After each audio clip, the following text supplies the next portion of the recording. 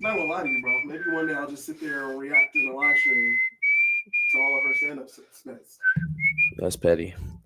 That would be very petty, but at the same time, very funny. Probably funnier than the actual sets themselves. It's not cool. Just saying. Oh no, comments. Where are the comments?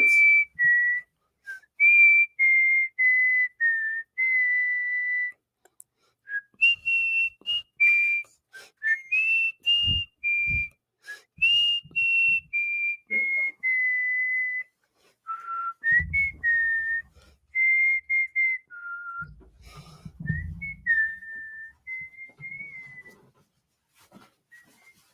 Oh.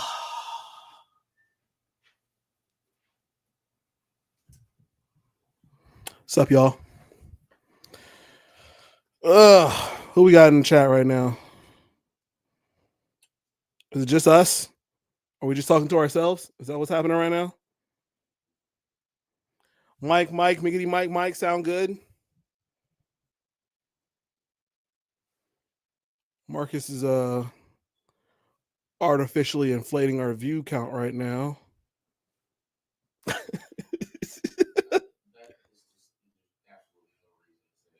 Oh, right. No, for sure. Other than giving us, 22 other views.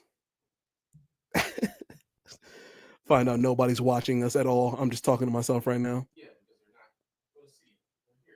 I'm telling you, we're going to have 22 views and it's going to be all TVs in this house. It's going to be TVs, cell phones, tablets, computers. Fucking microwaves, fucking refrigerators set to YouTube somehow. I don't know what you're talking about, man. Somehow your refrigerator liked the video, so apparently we're all good. All right. Are we doing the thing that you said you wanted to do to start off the joint? The word game that you wanted to play? You want to do that in dubs and L's? Yes. All right. It's part of my dubs and L's. And literally have game written down. The W says game, yes. or is it a toss up? No, it's a W. W game. That's funny. DeMarcus Vaughn, what up, boy? What up, man? All right. Well, then I guess we'll save that for later, and we'll talk about Behind the Cape first. Then sounds like a plan. Kind of wanted to play the game first, but it's cool. That's how it is. That's nuts. I mean, we can do dubs and I mean, we usually do dubs and L second. I guess.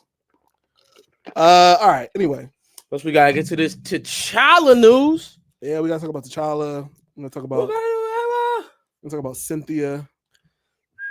We got a lot to talk about actually Behind the Cape. So let's go ahead and get to it. Hold on, let me hit the camera real quick.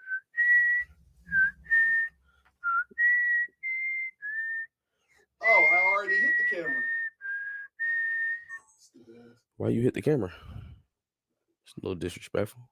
Not literally hit it. It's rude. I was so in my head thinking about the stand-up sets of a certain influencer that Stop. I didn't say who it was. Stop. I was just so enamored with that I just forgot I already hit the button. Anyway, Behind the Cape. Yeah, let's just talk about the fact that the rumors are swirling around. They didn't actually confirm anything, but everybody's pretty much set to believe that Marvel is going to recast T'Challa for the next Black Panther movie.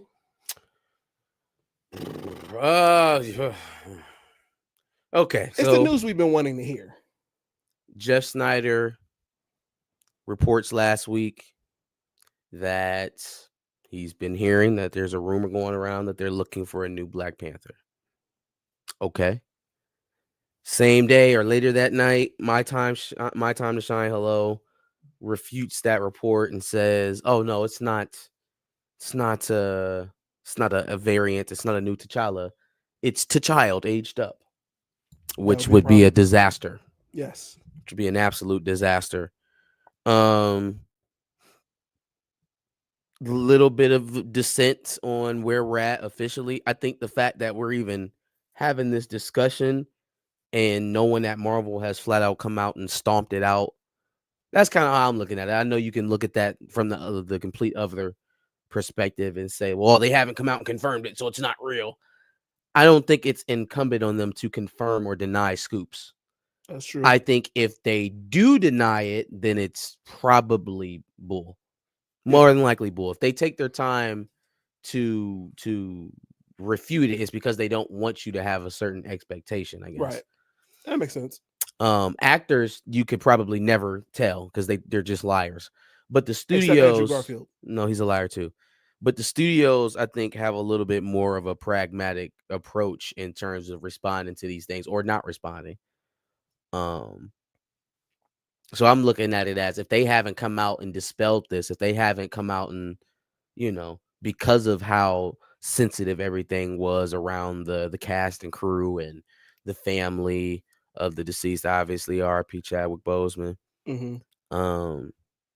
If they haven't come out in even that way and kind of like, hey, this is still a sensitive topic or blah blah blah blah blah. It's been like 5 days or 6 days now, maybe 5 or 6 days when it was. So I'm of the mindset that it's on the table. Now, the kind of the dissent between, well, first let's take this piece by piece. There's another piece to this, right?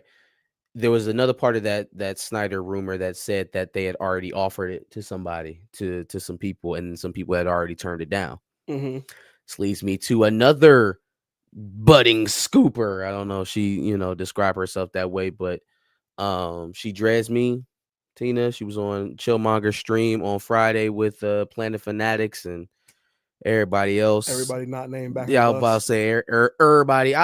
I don't feel bad. I was watching college football. Wouldn't not at that time. I was doing the same and not at my house. But I did feel sorry for not going after I watched some of it back. I definitely wanted to be part of some of that conversation, but there'll be other opportunities. I think that she mentioned she had gotten some information through her channels that two of the actors, that they asked turned it down. One of which being surprising to me, according to her scoop, was Damson Idris. So now you turn down Jon Stewart, you turn down T'Challa, fam. I don't. I think I'm losing faith in Buddy. I don't know. Yeah, like what is it? What is the what are role you that waiting you're out looking on? for? Yeah, I don't know what he's waiting out on. She did mention in the video that she had posted today. So y'all should head over to her channel on YouTube and check that out. But she talked about how he's going to be involved in a series called Blood and Bone, which is a novel series, but it's not. It's not. It pales in comparison to Green Lantern. Yeah, the franchises he was lined up to be involved in and reportedly turned down offers for. So maybe the superhero thing is just not his genre. It feels a little weird to me that the narrative is, oh well, they don't want to step into Chadwick's shoes. That just doesn't feel like a real thing to me. It honestly does not. And if if that truly is a motivation, then it's probably a good thing that they never went down that road with that individual, because he wouldn't have. It would have come through in the role, right? If he didn't believe in it, then it didn't come through. So we move on. Another name that got thrown out there was John Boyega. I 1000% understand why John Boyega wouldn't want anything to do with anything Disney on it. They've been throwing his name and shit ever since he said he would never work there, trying to discredit him still. There are a certain segment of YouTube who seems to think he has lost all credibility, even though he's never shown back up in anything Disney to this point. It's just y'all lackluster ass rumors. Right. In any case, yeah, I wouldn't do that. Seems chat is throwing around. We've said Yolande Noel, and he's obviously. We're getting there. Okay, we're getting there, right? The last one, damn, what is his name? Played Martin Luther King in Selma. Yep, in Selma. I'm glad they didn't go that route. I don't think it fits. Not tall enough. Doesn't have the kind of command I want from that position. He's always better as like the baby face cop, like the do-gooder cop, or the villain, or like the kind of annoying asshole villain.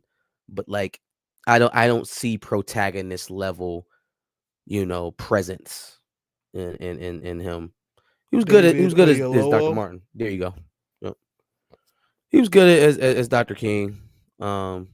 Just doesn't give me alpha male comic book character kind of presence.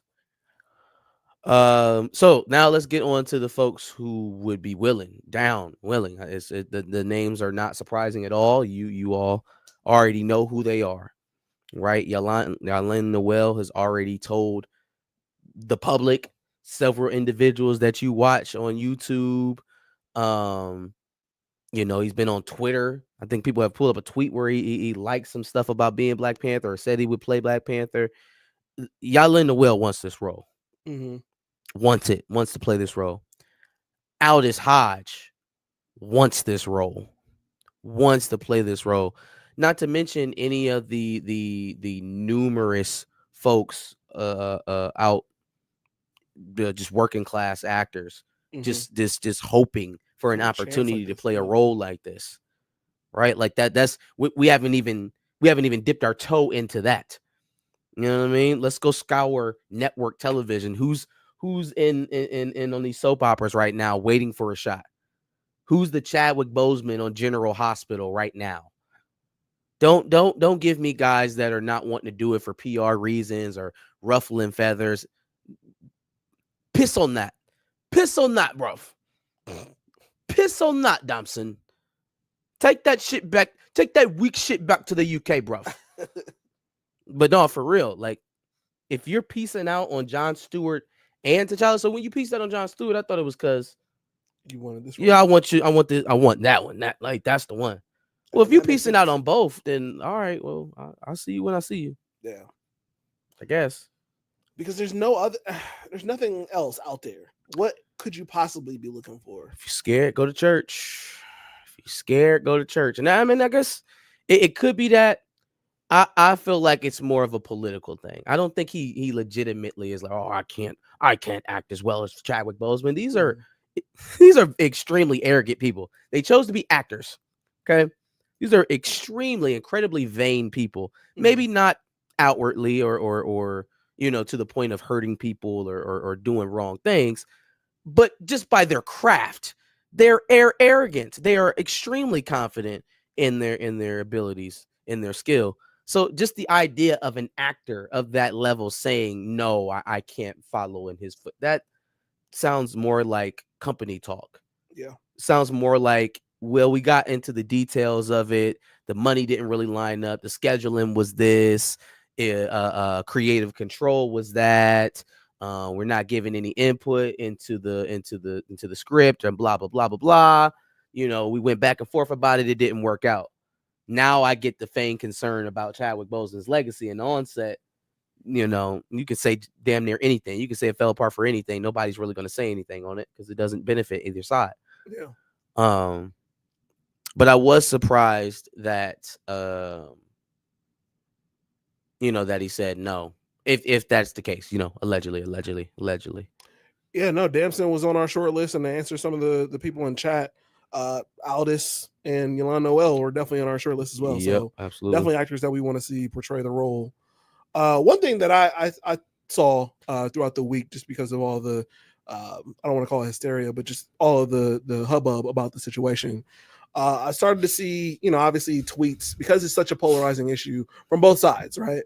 Mm-hmm. And for what it's worth, Recast T'Challa, the movement as a whole, just not specifically any one person, but just as a whole, has gotten a lot of flack for being like, stubborn, but also like, extremely rude on the internet and all this stuff. Not a lot is said about the fact that anti-recast people are also the same and don't want to listen to anything that comes from this side at all, and come off very close-minded, to the point where I saw one tweet where one girl was just saying no to everything. Like literally her one-word response to every tweet was no. Okay. No. No. I want everybody to come with me, to have a walk with me for a second, because there was a part of this stream that I really, really wanted to be a part of. I really wanted to be part of the conversation where um they were talking about the bubble that the recast T'Challa crowd may be in, and how, well, it's these all these other threads, man, with these general fans, man, they don't feel it, man. They're not feeling, they're just eating up the Marvel slop. They're just saying it is what it is, you know.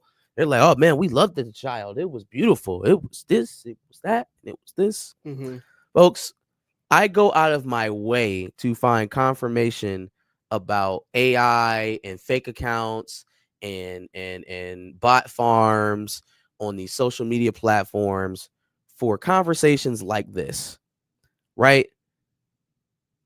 We cannot continue to look at our individual engagement, the engagement at large on these social media platforms, and try to pull intrinsic data.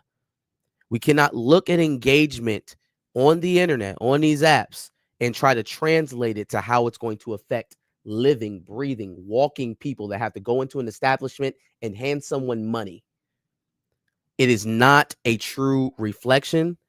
There's no way to really discern it clearly unless you know how to discern some of this stuff that you're reading, right? So if I'm going to a post, I think Emergency Awesome was the mention of the thread that they were referencing, right? Mm-hmm. If I go to an Emergency Awesome post, right? How much recast T'Challa stuff do you expect to see on a recast or on Emergency Awesome video? It just in like in any sense, ever covering any type of Black Panther, you may find some, but the vast majority are going to be general. I'm interested just enough to listen to this 15-minute clip that you have type fan, Mm-hmm. right? Your fast food MCU fan. I'm here to digest the content quickly, hear it, move on to whatever else I'm interested in, right? And the thing that I have to keep reminding people is that it was much worse during Wakanda Forever. Mm-hmm. The relationship, or the split, was much more turned to their side during Wakanda Forever. Absolutely. How did that turn out? Everybody, oh man, there's so many people. They don't even care about T'Challa. Well, why isn't anybody mad about? Why aren't they more upset about it? We can't get people not to see this. We can't. They didn't. And don't give me COVID. Don't give me COVID because you put 3 Peter Parkers in a movie and COVID be damned. We got $1 billion.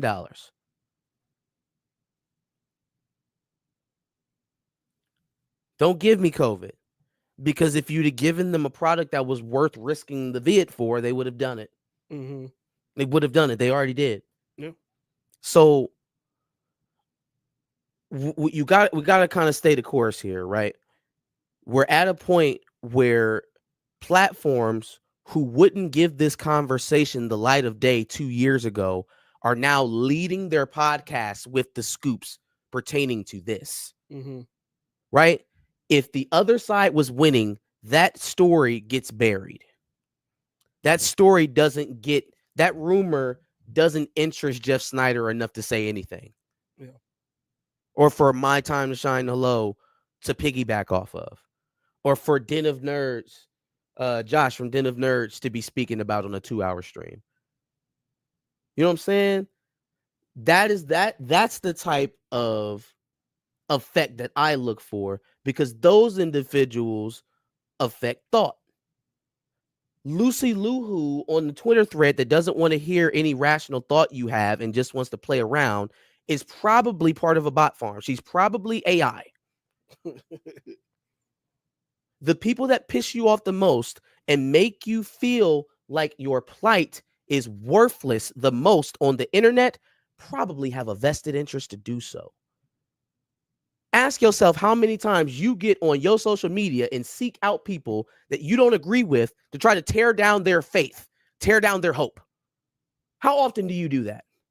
How often do you enter into spaces where you know there are people in there who don't think the way that you think, just to agitate them? Or go Is that searching for that is type that of thing. something that you normally do with your social media? So when you see the accounts online, and they're the same ones, really, they're the same people doing that. And then you add to the fact that, again, let's take this back to when Elon Musk was purchasing Twitter. And one of the reasons why he tried to back out of it was that most of the engagement on the app is fake. It's fake. And that's just Twitter. We haven't had anybody try to buy YouTube, Meta, or anything like that, so that we can actually break down the data and see what's what.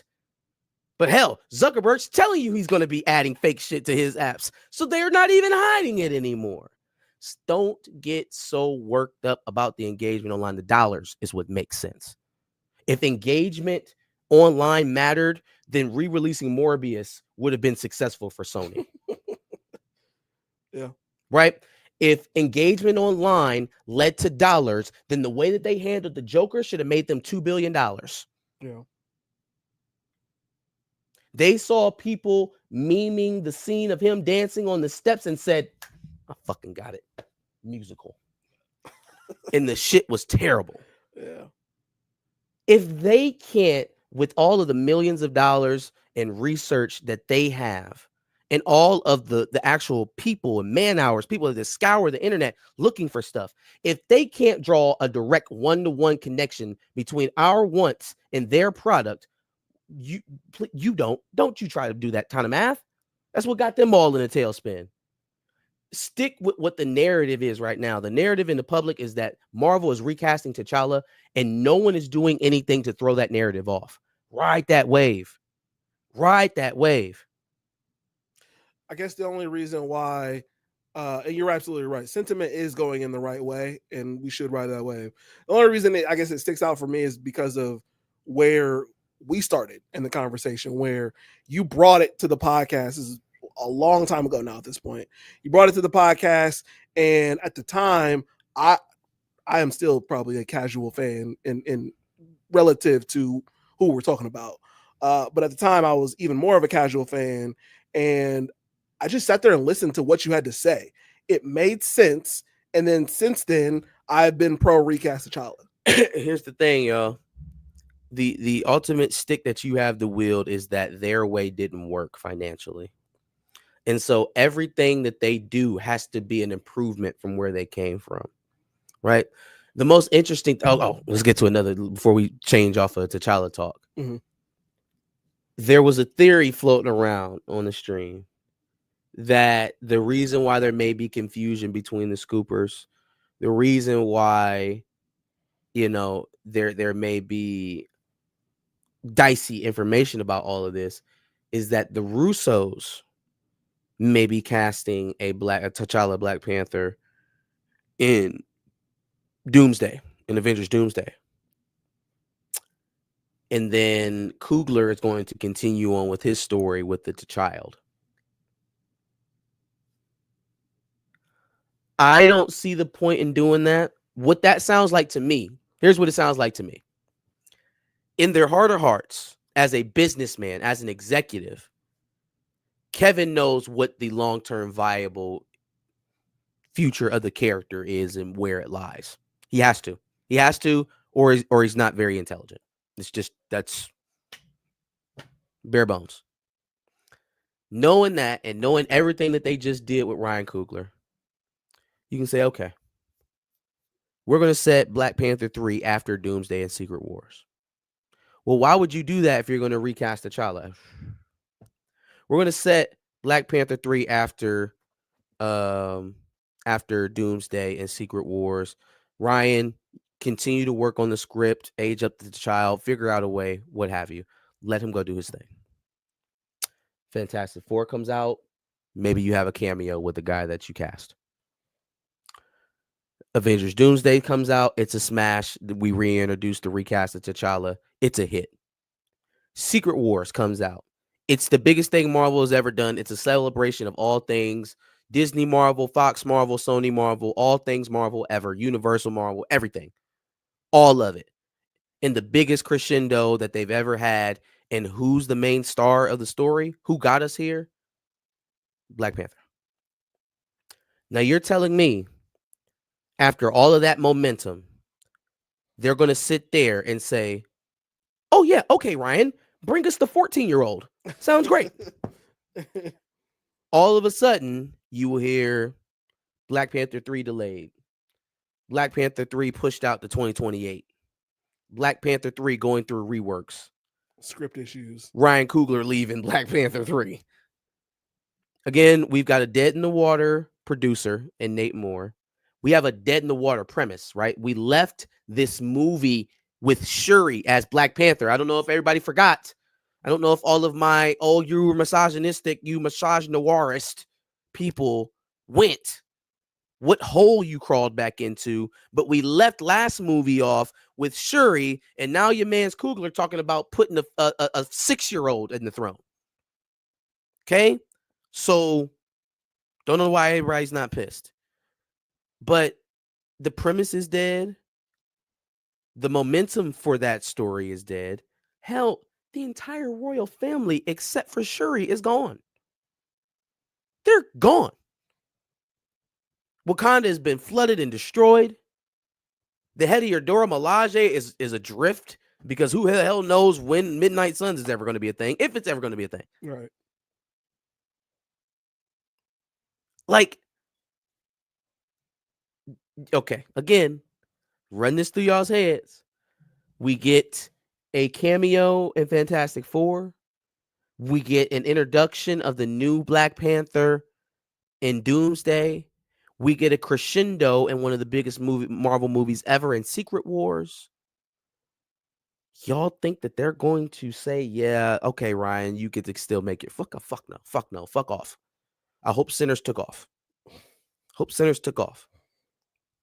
That version becomes Brave and the Bold. Because T'Challa. Thank you. Because now I don't have to sit up here and look in your face and be like, I lied to you, which is what he would have done. He just gets to say, well, look, man, the audience has spoken. Which we already have. It's just up to the people in charge to decide whether or not they want to lose more money or if they want to revitalize this thing. Because again, we're looking at Nate Moore outside of the Marvel umbrella now, largely because of the viability of what was going on with Black Panther. It was the most successful thing that he had to his name. Mm-hmm. And the bottom completely fell out. Yeah. So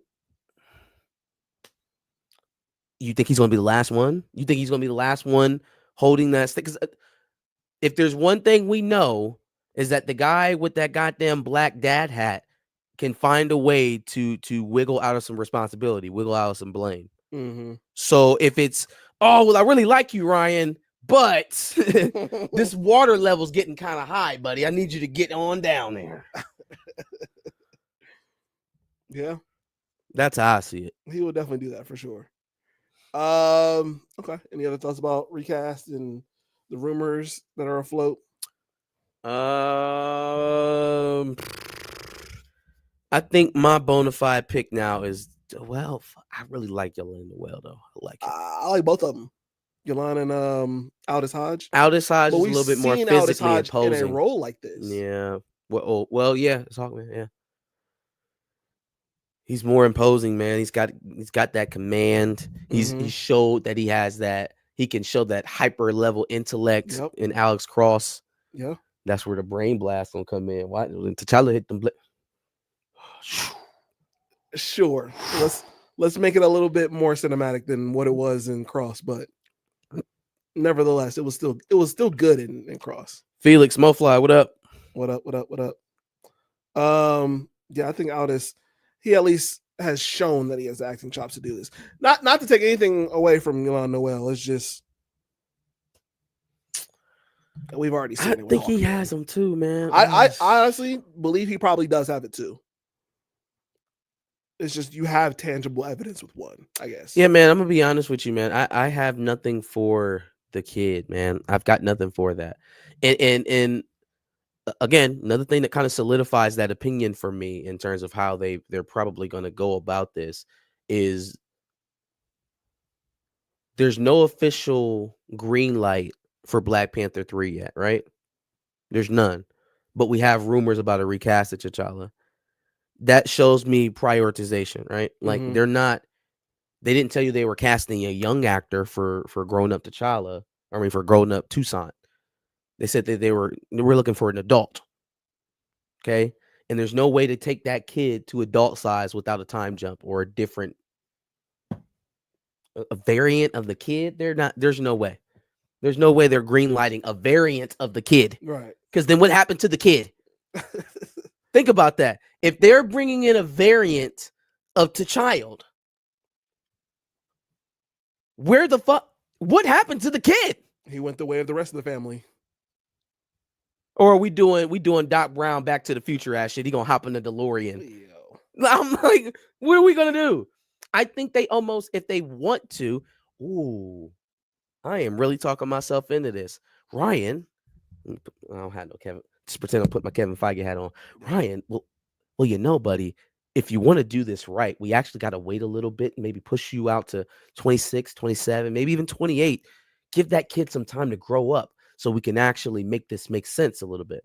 Now we will be, what, 4 or 5 years real time. They can make that easily 10 years MCU time. Mm-hmm. After Secret Wars, absolutely. Yeah.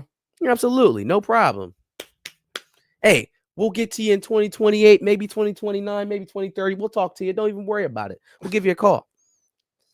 Yikes. Well, at that point, the other Black Panther will have taken over. And what happened to Bitterroot, Ryan? Go do Bitterroot.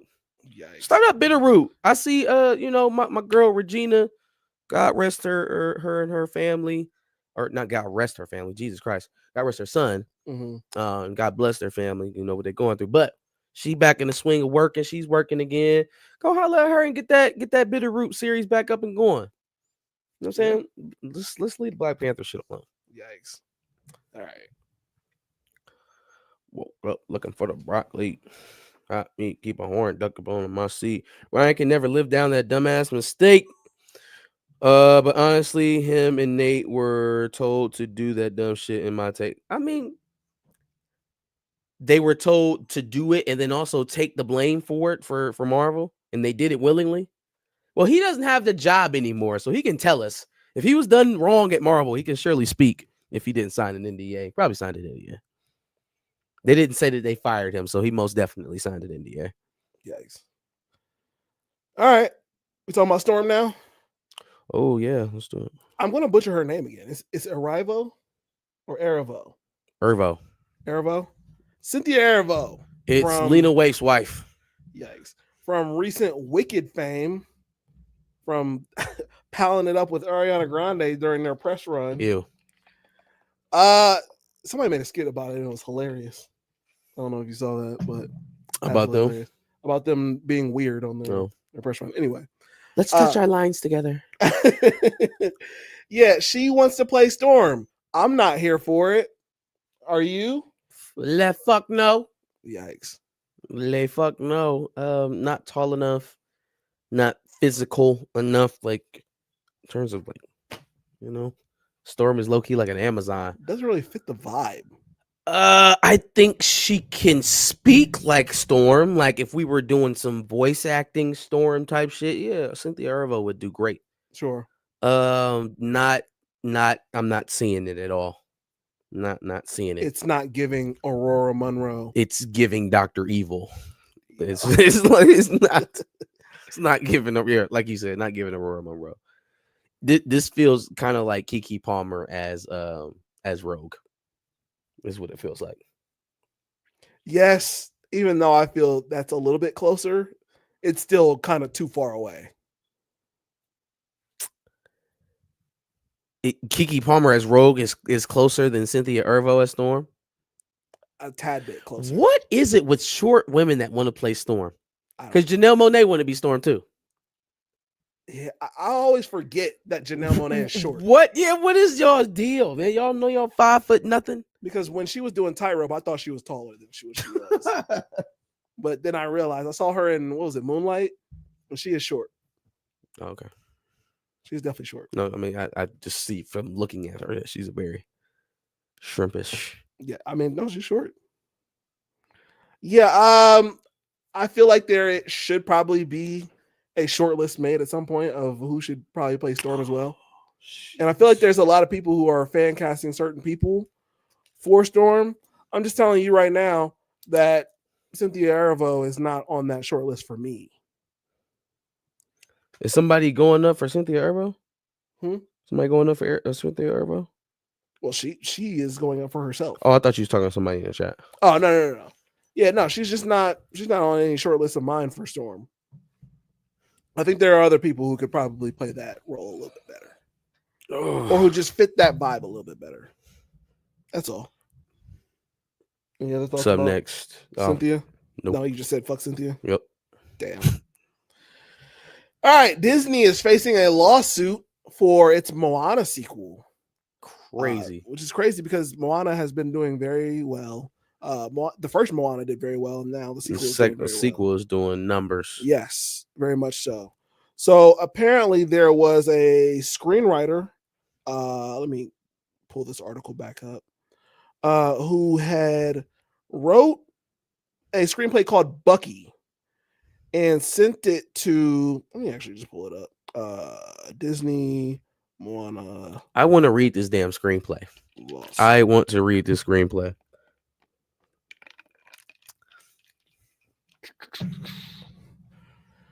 All right, Disney hit with copyright lawsuit for Moana 2 in the middle of award season. Okay. Disney is being sued for copyright infringement for Moana 2. This is not the first time that Disney has been, fielded a copyright lawsuit. It just talks about Beauty and the Beast. The animator, Buck Woodall, is suing Disney for $10 billion. Hey, he talking shit. Or 2.5% of Moana's gross revenue.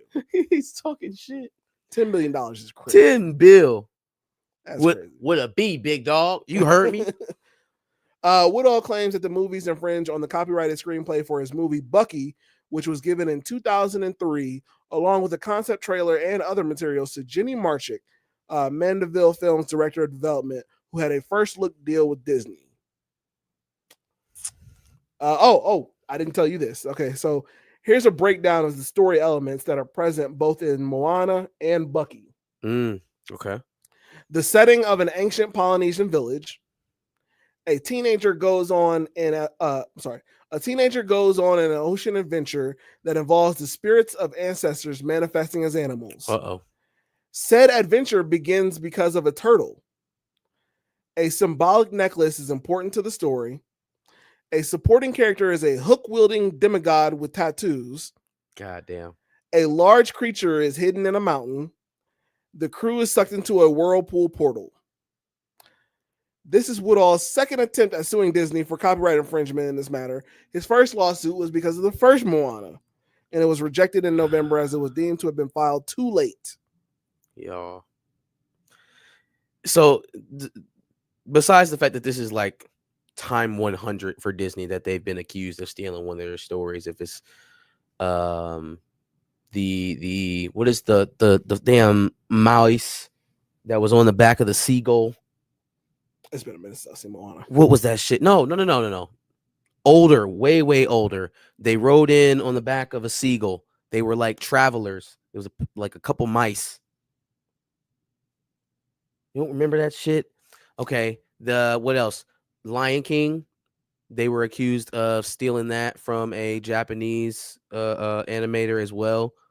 Said that they stole the entire story and concept from them. I think.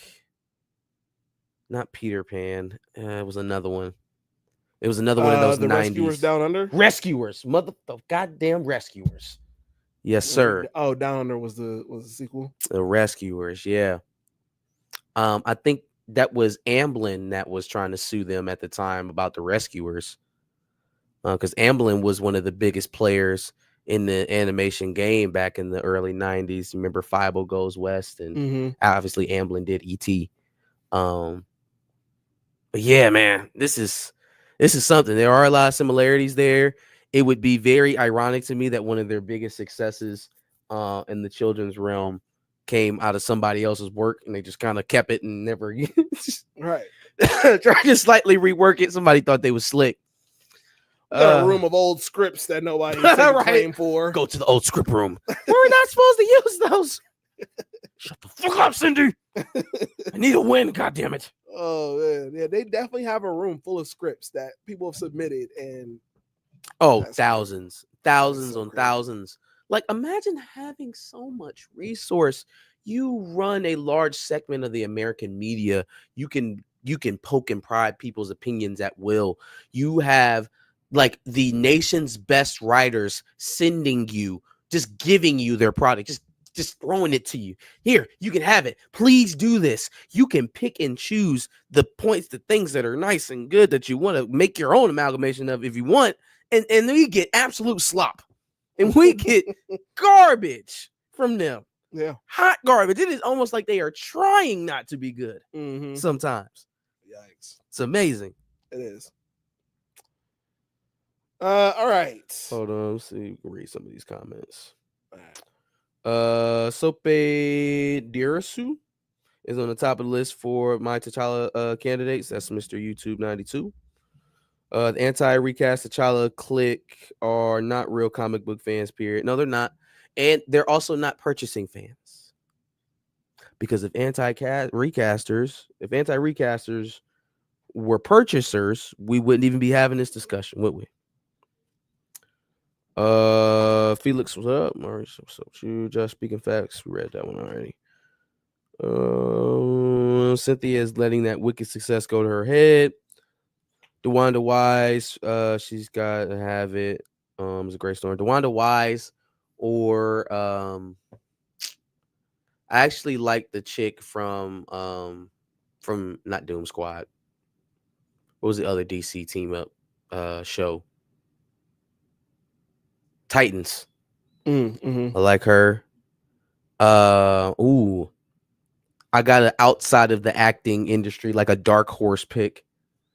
I don't know how good of an actor she is. Well, Jade Cargill, the wrestler. Yeah, we'd like to see. I don't know how good of an actor she is, but she certainly fits the look. Tall as hell, jacked out, very athletic build, pretty in the face. I just don't know if she can act. Starfire. Yes. There was also then also the chick from the Batman. The mayor? Yes. Hell yeah. Yes. 1000% yes. Why can't I think of her name? Anna Diop. No, that's Starfire. Okay, there you go. T'Challa Amar. Okay. I don't. Maui. Mr. Gomes. I'm not even going to say that out loud because I don't want him to hear it. But you go on with that mess. Okay? You go on with that mess.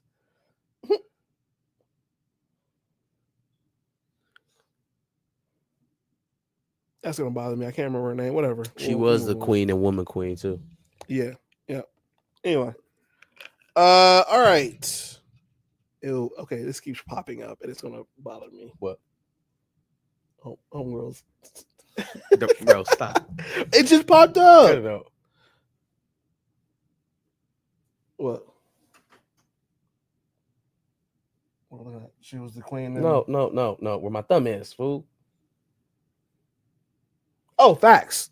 Absolutely. No, that could work. Omari Hardwick. That could work. I like it. Okay. Yes. R.I.P. to Chadwick Boseman. I wish it was Chadwick Boseman. No, about didn't I we gonna say something else? I don't know. Anyway. Fucking Omari Hardwick. Yes. No. But seriously, no. But yikes. Anyway, Mufasa passed 500 million worldwide. Any thoughts on that at all? Come on, keep crawling to that 800 mark so I don't have to pay out this dollar. That's crazy. Come on, keep crawling. That is crazy. I feel like I haven't really seen any promo for the movie whatsoever, besides the clip of I mean, there's been a lot. The trailer's been everywhere. I've seen the trailer a lot. I haven't seen it. But the only promo I've seen for it is Homeboy slowly walking through Jennifer Hudson's set when they do the singing. Aaron Pierre. Yeah. Shut up. It's the only thing I've seen. Shut up. Just saying. Yeah. All right. Mufasa, 500 million. Oh, Disney is supposedly working on a TV series reboot of Holes. Dig it up, dig it. And now we know why Zero was sticking his nose in the recast of CHALLA did. He was, you a blackface? Dispel black once? Oh, I got that. Let's just talk about that Zero role, please, though. Can we reboot the show? Maybe Zero will run the camp this time or something like that. Yo, I'm out. Patrick Mahomes looking boy. First of all, they almost have to have him, and he's the only one that's still connected to the company. Shia is definitely not coming back. If they bring back Shia LaBeouf to Holes, it will break the internet. Oh, yeah. I agree. It'll break the internet. I don't think that he's allowed back in those Stanley? holes. So. My boy Stanley Yilnaz? Yeah. Yeah, of course. Okay. Of course. And then, okay, so then we're time jumping then. Honestly, I would work my damnedest to try and get back the entire original cast, if you could. But we're time jumping. I'm talking, give me Sigourney Weaver. John Voight. All right. Is John Voight still alive? Yes. Okay. We still got John Voight. Who else was in there? We got the one doctor. The dude is playing the leader. He was in there. He was in Holes. Same dude. I gotta look at this cast. There's Shia LaBeouf. So literally the only one that we gonna have to massage is Shia LaBeouf. And he ain't doing a whole lot. Dule Hill, Henry Winkler. Mm-hmm. I mean, yeah. Y'all can put that together. This looks like a cast that I feel like is still working and still out there. And I haven't heard, you know what they usually do if they know that the main guy's not going to be there. They'll be like, Shia LaBeouf is not expected to reprise his role. We didn't get that communication. So there means there's a chance. Rick Fox was in Holes. As who? Clyde Livingston. Who the fuck is Clyde Livingston? Eartha Kitt was in Holes? No. Get the funky black. ARMPI to the T. What's that? You smelling dog? That's me. I don't take showers and I don't brush my teeth. That's all I do is dig holes, eat, and sleep. The fact that you remember that so well. You got to go dig those holes. Oh my God. Brian Peck was in Holes? There's no way. You've got to go dig those holes. Yeah, no, Brian Peck can't come back. But Shia can. Yeah, Shia can. Let's go, Louis Stevens. Yikes. The Pony up. Black kid is hilarious. That's so funny. Madam Zeroni. No, R.I.P. Madam Zeroni has passed. That was Eartha Kitt, yeah. R.I.P. Okay. Marvel is apparently having an open casting for Richard Rider, which could include a POC. So make this make sense to me, Marvel, which I hope this is just another Daniel RPK miss. But please make this make sense to me. You have Sam Alexander right there. Sam Alexander is a whole being. Nah, I got it. This is gonna fuck him up. It's gonna get us back in the door, baby. Absolutely. What if we take Richard Rider and we race swap him? Yes, let's do it. It's gonna sell. Ooh, so many subs. So many subs on Disney Plus. Injected into my veins, brother. Yikes. Dumb shit. Just Very stupid. Dumb. Just dumb. Dumb. He could be a POC. You don't even have the backbone to say that you're going to make him black. You're just going to say, oh, he could be a POC. You got a POC Nova. You literally have a POC Nova. But you going to make POC Nova white, and then you going to make Richard Rider black. Let's do it. It makes perfect sense. No, it doesn't. When you could just hire Ryan Gosling to make him Nova. Since you're not making him T'Challa. Okay. Okay. Nova. What else we got? We got a lot. Jimon Hansu says, despite all of the roles that we've seen him in, he is still struggling as an actor, which, sure, we haven't seen him in a lot of main roles, but I feel like he should be making enough to be getting by. Look, but man. I guess not. And I heard Taraji kind of explain this, right? Like, there are expenses that come along with being that level of an actor that you have to keep up with to stay in those doors. I get it. That's cool. That's cool. Even that being said, there isn't a human being that can't survive for an extended amount of time. Really the rest of your life off of $1 million. Even if what makes you have to drive a car that costs 6 figures? Even if you had to live in LA, what makes you have to buy a compound? Because, give me his name again. I always mess his name up. Jimon Hansu. Jimon Hansu. If Jimon Hansu is struggling with his $2 million net worth to stay above water, the reality of that is that part of that is your own expenses. Now, if you're telling me you are underpaid in comparison to your contemporaries, that's an argument that I'll fight with you with all day for sure. Absolutely, 1000%. And that type of shit really gets to me. But what I don't like to hear is like, oh man, I've been in 30 movies, I've been in Hollywood 30 years, I ain't got a buck to my name. Yeah, okay, crazy. All right. Now, I know that you want me to think that that's someone else's fault, but that's just not. It don't go that way. It don't go that way. Even if you were underpaid, I understand in terms of in comparison to others, right? If somebody else plays your role in that movie and they just so happen to not have your skin color and they get paid 2 times more, I'm good with that. But again, man has a $2 million net worth currently. Mm-hmm. So like something's flowing in there. It ain't he not pulling in 5 figures. He's pretty consistently clearing 6 or 7. Yeah. So there's just like some personal responsibility. Like when I heard Taraji say it, I didn't hear her say I'm broke. Mm-hmm. I heard her say I'm underpaid in comparison to other people. Sense. Yeah. These name again? Jimon Hansu. There we go. Jimon Hansu is saying I'm broke. I done been in all these movies and I ain't got none of my money no more. Well, how much money do y'all need, man? Right. I've been trying to find a way. Well, I've been thinking about this as a topic somehow on this podcast for quite some time. It fits. I never remember it when I come here. Homelander has been doing mobile app ads. I don't know if you've seen it, but like every now and then I'll go on like Facebook or something and see an ad, and it's Homelander doing one of these terrible mobile app ads. Oh yeah. It's like, why is he doing that? I know exactly what you're talking about. But then, I know the game too. If he's doing that, why can't Jimon Hansu for a check? I mean, or not even specifically that, but like he can't get a look off of his name, image, and likeness. There's any number of things. You know what I would have done when I got my Amnistad check? Let's say he only got paid $50,000 for Amnistad. I'd take it. I'd put that joint in an annuity. And then right about now, where I'm sitting over here talking about I'm broke 20 years after Amnistad, well, boy, that 50,000 would be looking pretty. Yeah. Right? Like things that here at a working class level, we have to learn to pull ourselves out of a hole. Mm-hmm.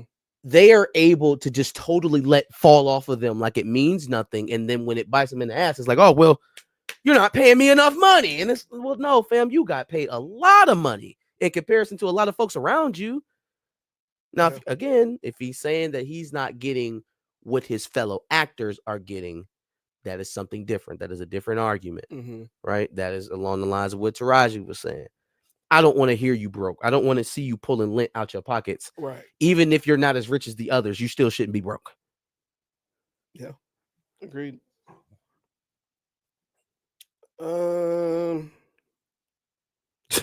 Maybe Jimon Hansu should join Ice-T and Vivica A. Fox on those Car Shield commercials. You know what I'm saying? I mean, are you above it? Like, you can't be above it.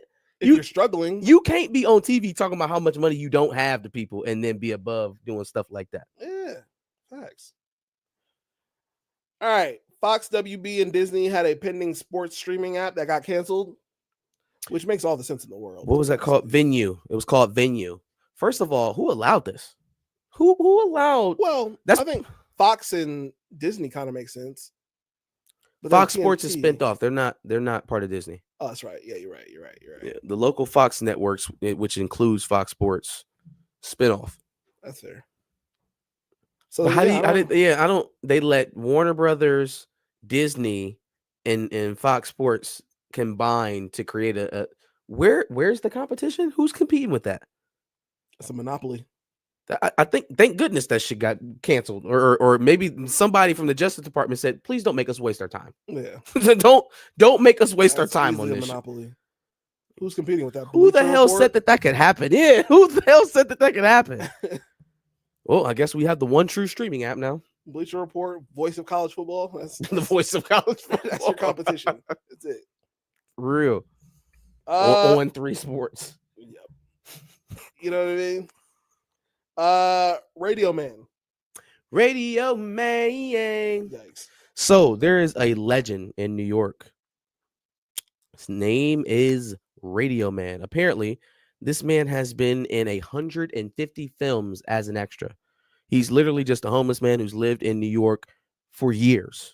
Again, 150 films, stuff like Spider-Man 3, stuff like Godzilla, what was the other one? Shutter Island, I think they said he was in. Bunch of movies that were shot in New York, man. I mean, he's got pictures with guys like Robin Williams, and I think I see Leonardo DiCaprio, and he's been in with all of these actors and all these directors and producers throughout the years, man. It's just amazing that for the entire time through 150 productions, this guy has been there and he's still poor. That's crazy. Now, let's compare this to what my boy Jimon Hansu was talking about. Jimon Hansu has been in countless movies, right? And whether or not we feel like he got paid him his just due for those movies, he looking at us talking about what he don't got.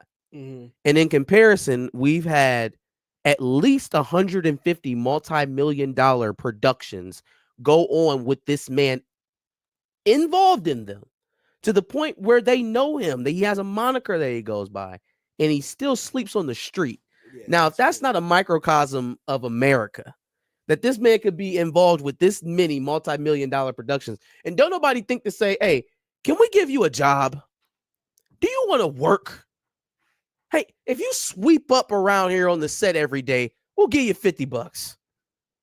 Nobody thought to get this man to have shelter over his head. Like, think of the millionaires that he came in contact with. I saw Samuel L. Jackson pointing him out from a skyscraper in Times Square, and he was able to point the man out from across the street inside the building. That's crazy. That's how well known he is. Mm-hmm. How is he still poor?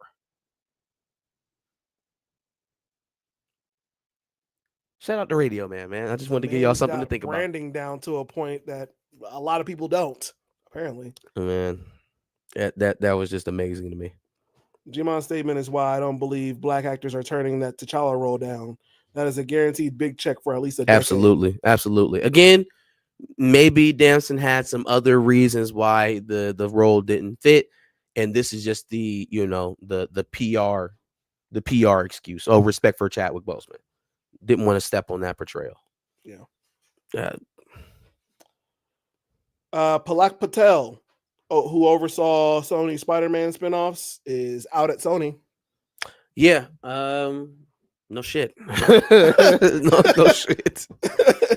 At least they said that he's out and that they didn't boot him out, that they didn't fire him. Yeah. Which means he probably also signed an NDA. So we'll never know just how bad shit actually got over at Sony until Amy Pascal writes her book. Yeah. Till she writes a tell-all about how none of it was her fault. Yikes. Origins of the First Jedi. James Mangold says he's not interested in being handcuffed by the massive amounts of Star Wars lore out there. He wants to do his own thing. Logan was a mistake, y'all. I think he did Logan by mistake. Because we got Logan, and Logan was awesome, and then he had Dial of Destiny, which was woof. And then now he's writing Star Wars. He's going to be setting precedent. He's going to be dealing with the first time the Force was discovered, and the first Jedis and some of the early lightsabers. This is 25,000 years prior to the Star Wars saga, or to the Skywalker saga. And the first thing out of this man's mouth is, "Woo! All that history shit. I'm glad I don't have to deal with that anymore." What? Yo, somebody get this man off the lot. That's crazy. You are literally establishing history, talking about how much you don't want to deal with history. Oh, this is going to be awful. It's going to be awful. It's going to be bad. I'm rapidly losing faith in James Mangold. Rapidly. It's happening fairly quickly. Yeah. Just feels like that might have been a Freudian slip from Logan 20. When did that come out? 2017? 2018? One of those. I feel like before 17.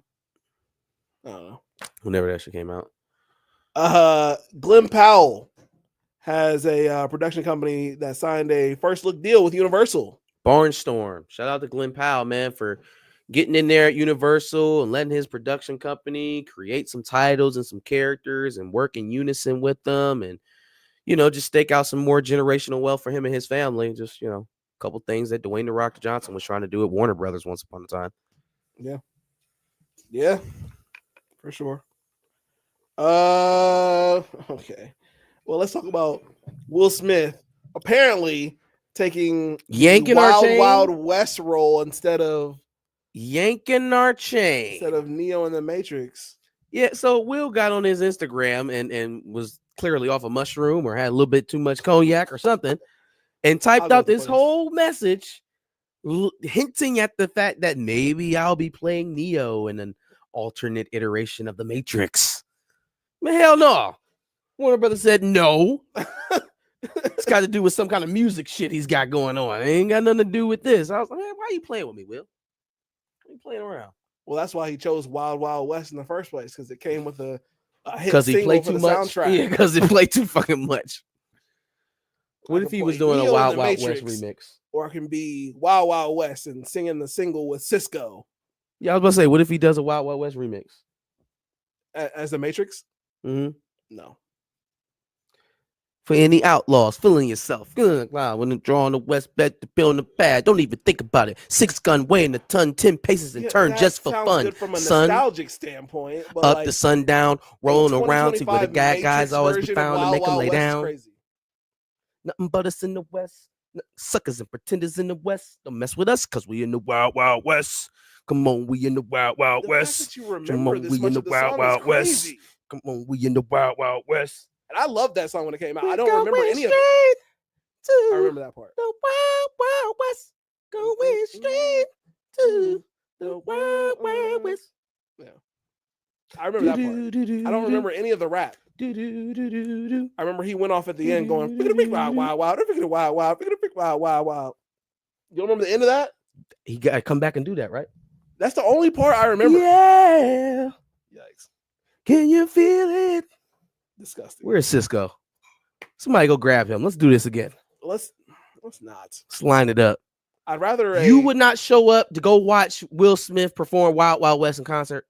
Oh, just performing it? Yes. I'd see that. I'd watch that. So why can't we do this remix? A 2025 remix of Wild Wild West about the Matrix? I know you not. I know you. No, it doesn't have to be about the Matrix, but I know you're not about to talk about a 2025 remix about Wild Wild West when we was just on here talking about we gonna swerve on that corner, woo, woo, woo, doing Cash Money Records in 2025. First of all, you love that song.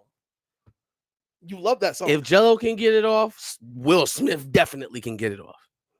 Is that true? Because I haven't heard any of the new music he's been making. That's crazy. I haven't listened to one new song. Doubting Will Smith and having the utmost confidence in Jello is disgusting. Well, no, I'm not doubting him. That's disgusting. I don't know what he's making right now, music-wise. We're moving on. We're not going to take this disrespect anymore, Will. I'm not saying it's bad. I'm just saying I don't know. You can go stand over there with Chris Rock. That's crazy. All right, Rudy's not a real story.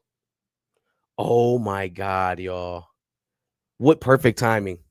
No, it's perfect. What perfect timing! Notre Dame in the national championship. They suck, but do you know that their folklore hero, their shining figure, right there?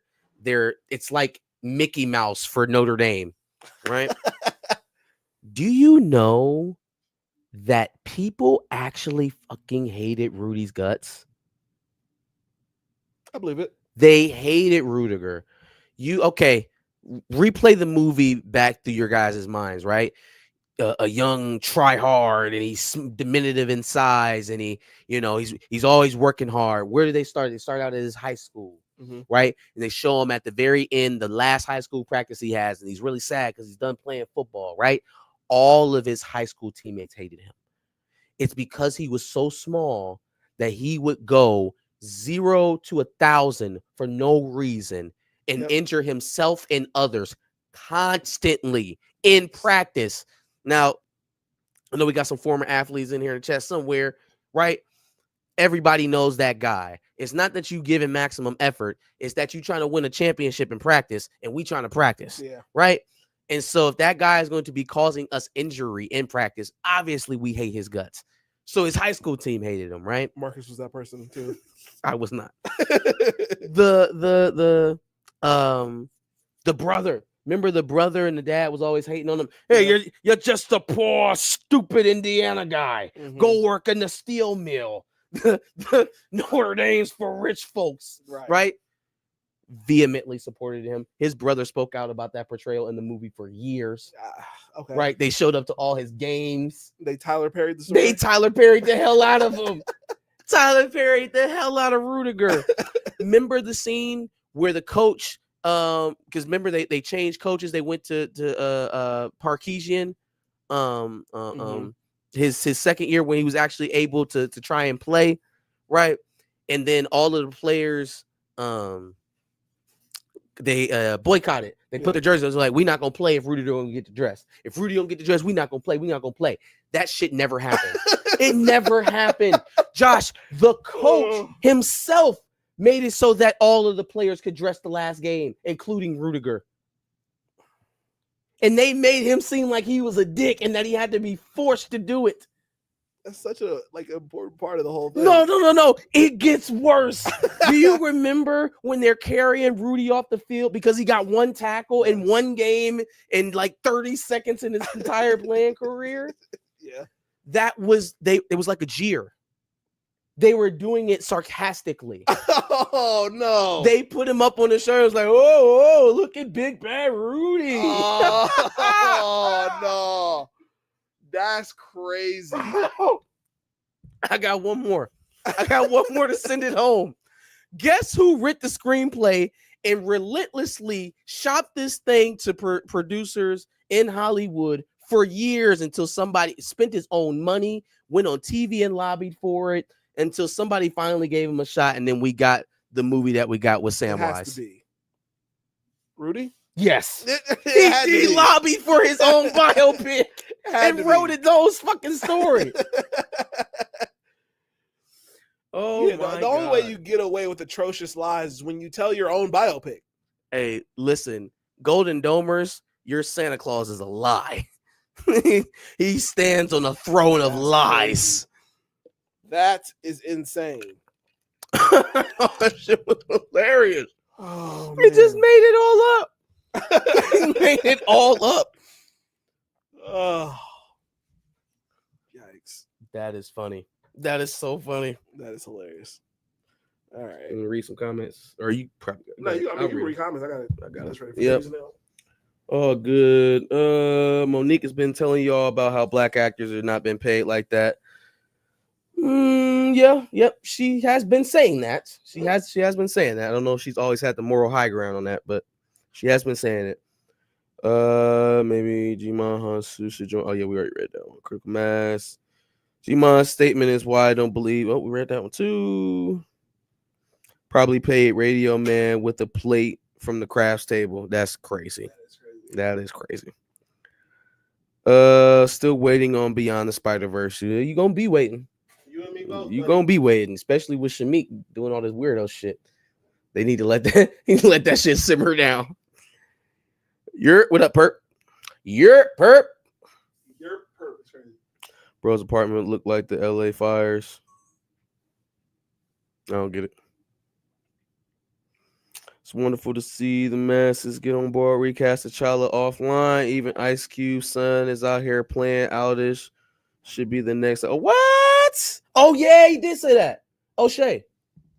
Oh, yeah, he just tweeted that. I thought it was yesterday. Was that today or yesterday? I just meant just recently. Recently, yeah. He was tweeting about Outis High should be the next Black Panther. Hell yeah, O'Shea.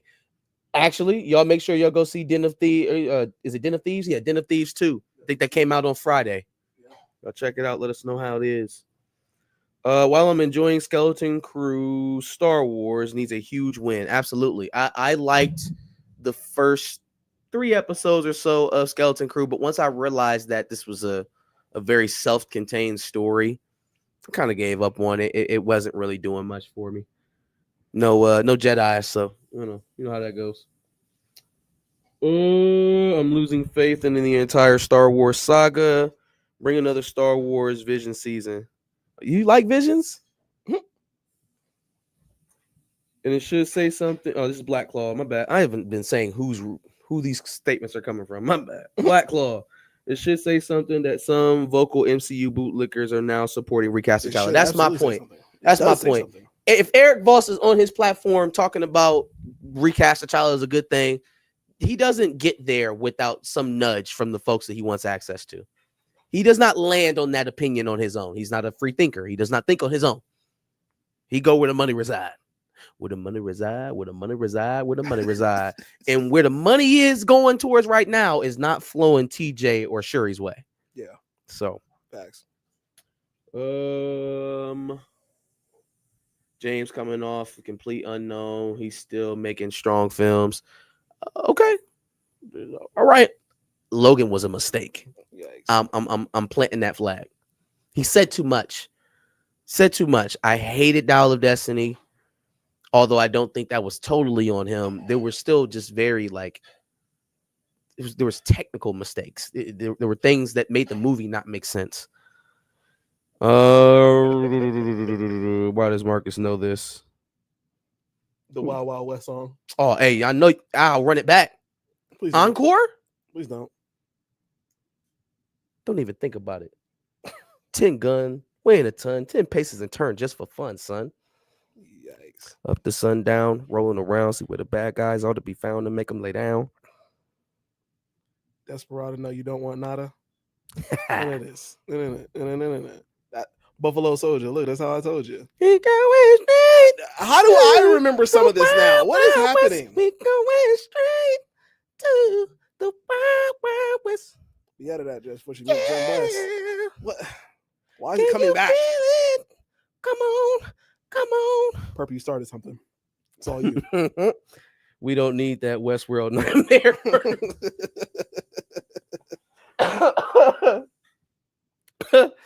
Oh man. What about Marcus Freeman wanting to be known as an Asian coach to the national championship? Oh, just wait on it, Felix. That's funny. Just wait on it. Star Wars Tales of the Jedi was dope. Okay. Stop the madness. You started this. Perp. Here we go.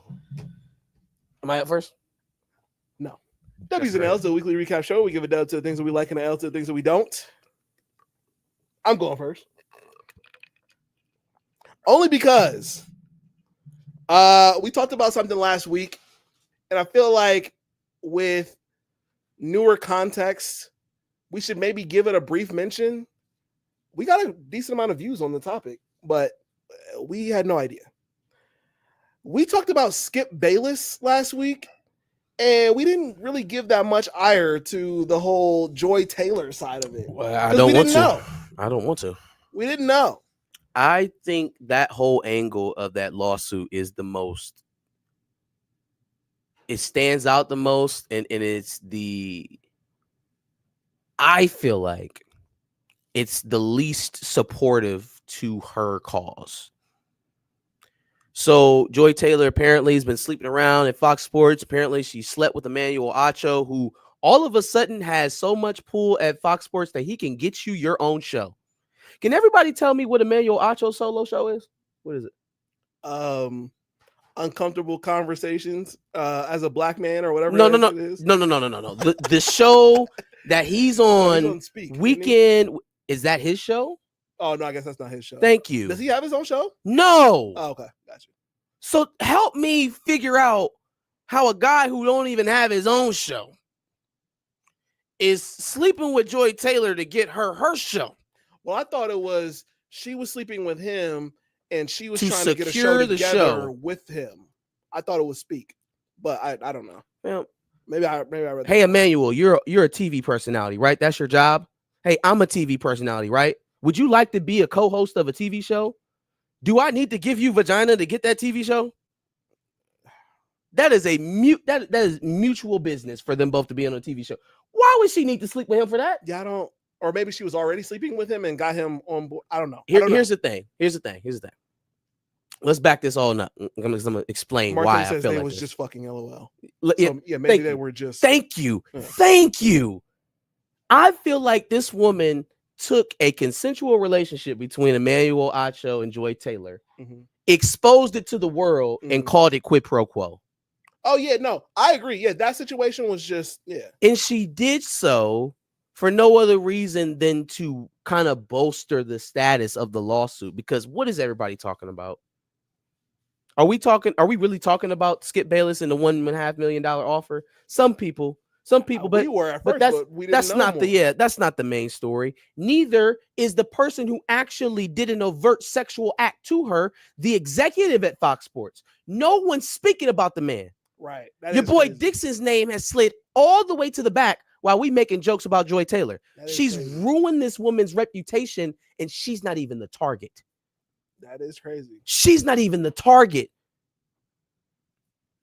Like, even if I take everything this woman said at face value, that you walked in there, you told Joy Taylor about the uncomfortable situation you was in with the executive, and she told you to fuck off. She told you, stop worrying get about over it, whatever. right? Over it. Yeah.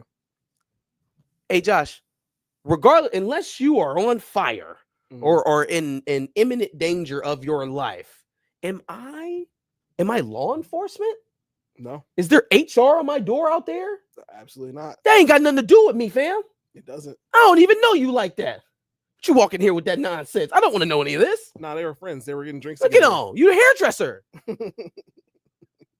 So since I didn't go up for you, now I have to be a co-defendant in your lawsuit because I told you to get over it. If that is even how that conversation went. Yeah. I just felt like she went out of her way to say Colin Cowherd was a nice guy, make sure he was clean of it. Yeah. She went out of her way to say Emmanuel Acho never did anything to her. Why did Emmanuel need to be named? Why couldn't these be unnamed individuals? Why did they have to become named? You know why I believe? Now, this is just a theory. I don't got anything on this. My theory is she probably wanted them to be involved in the suit.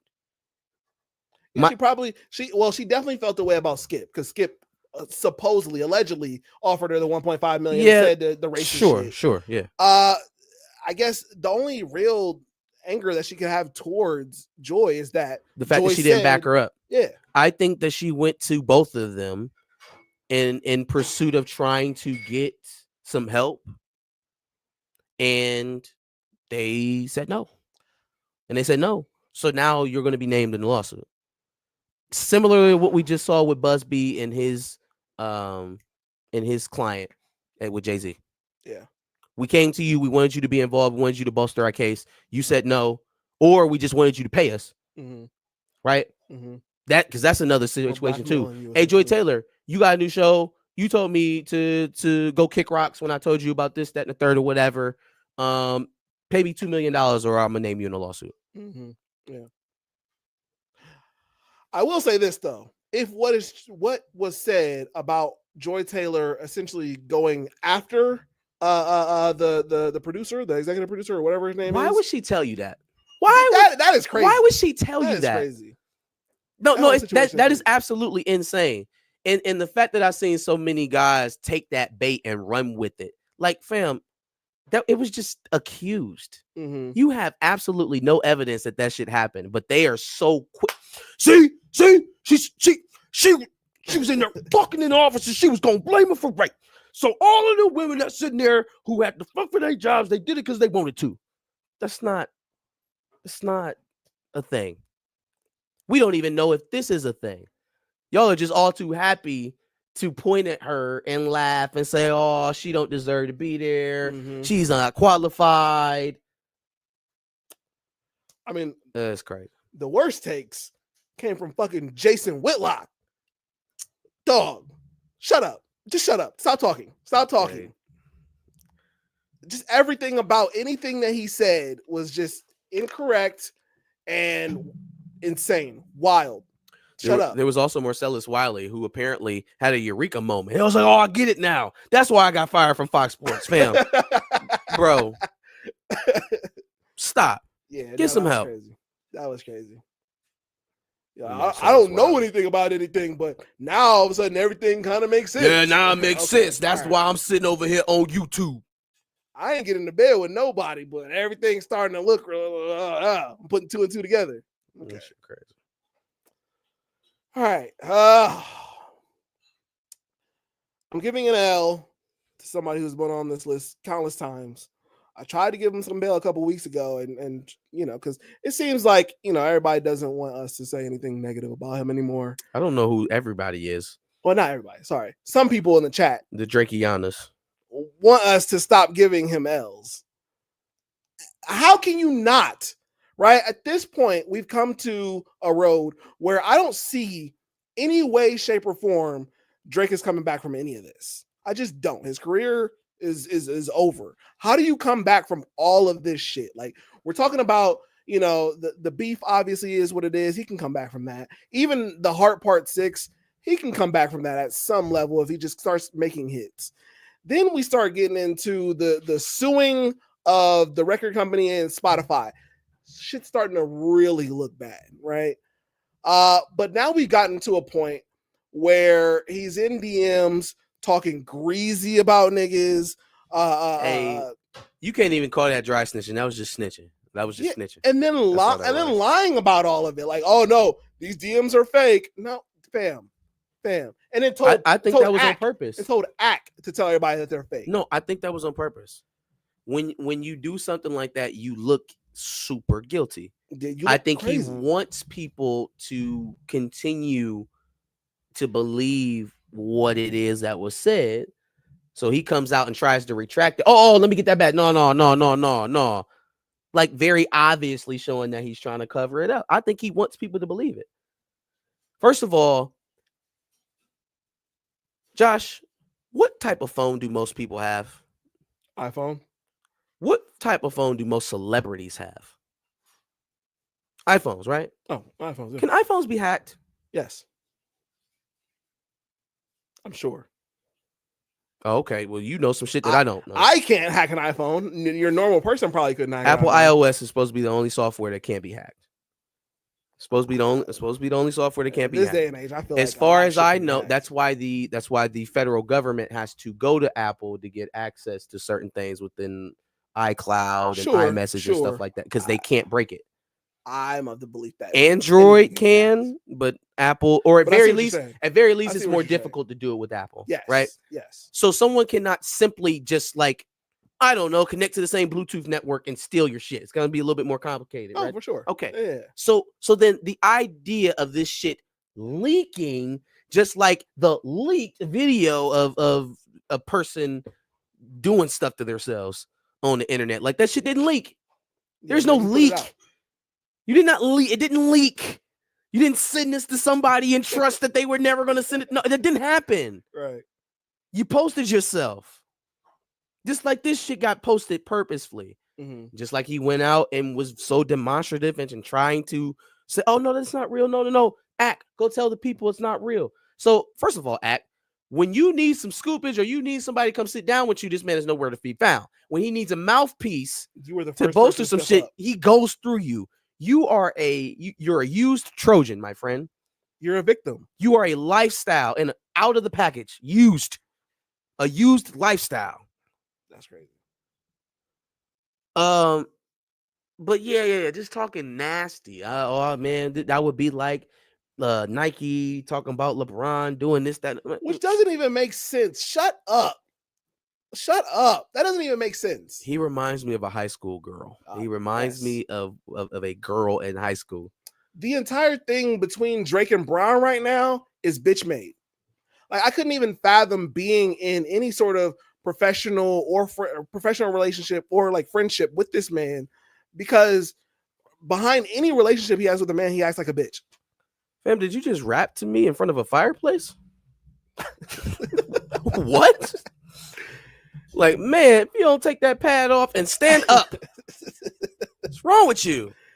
He acts like a bitch in every relationship, man or woman. Actually, now that I think about it, Will T said he's a lambskin lifestyle. Like I've never seen. First of all, when it comes to the women, he's always outing the relationships that he's in. That's your chatty patty. Shut up. You know what? I didn't even look at it that way. That is completely on brand for him to be like talking about this to somebody so frivolously. It is completely on brand. You're chatty patty. You pillow talk with everybody. Yeah. You gossip. You're a girl. No, you're not even a girl. You're a bitch. Oh, well. OVO Chubbs. Chubbs ain't gonna do nothing. He ain't do nothing to Kendrick, so why he gonna do something to me? Let me see a chills really crash on. Yeah, I can't get down with the whole thing that they've got between Drake and LeBron is, obviously we just talked about the fact that he said the whole it'd be like Nike if they funded a whole campaign about LeBron cheating. Yeah, that's whack.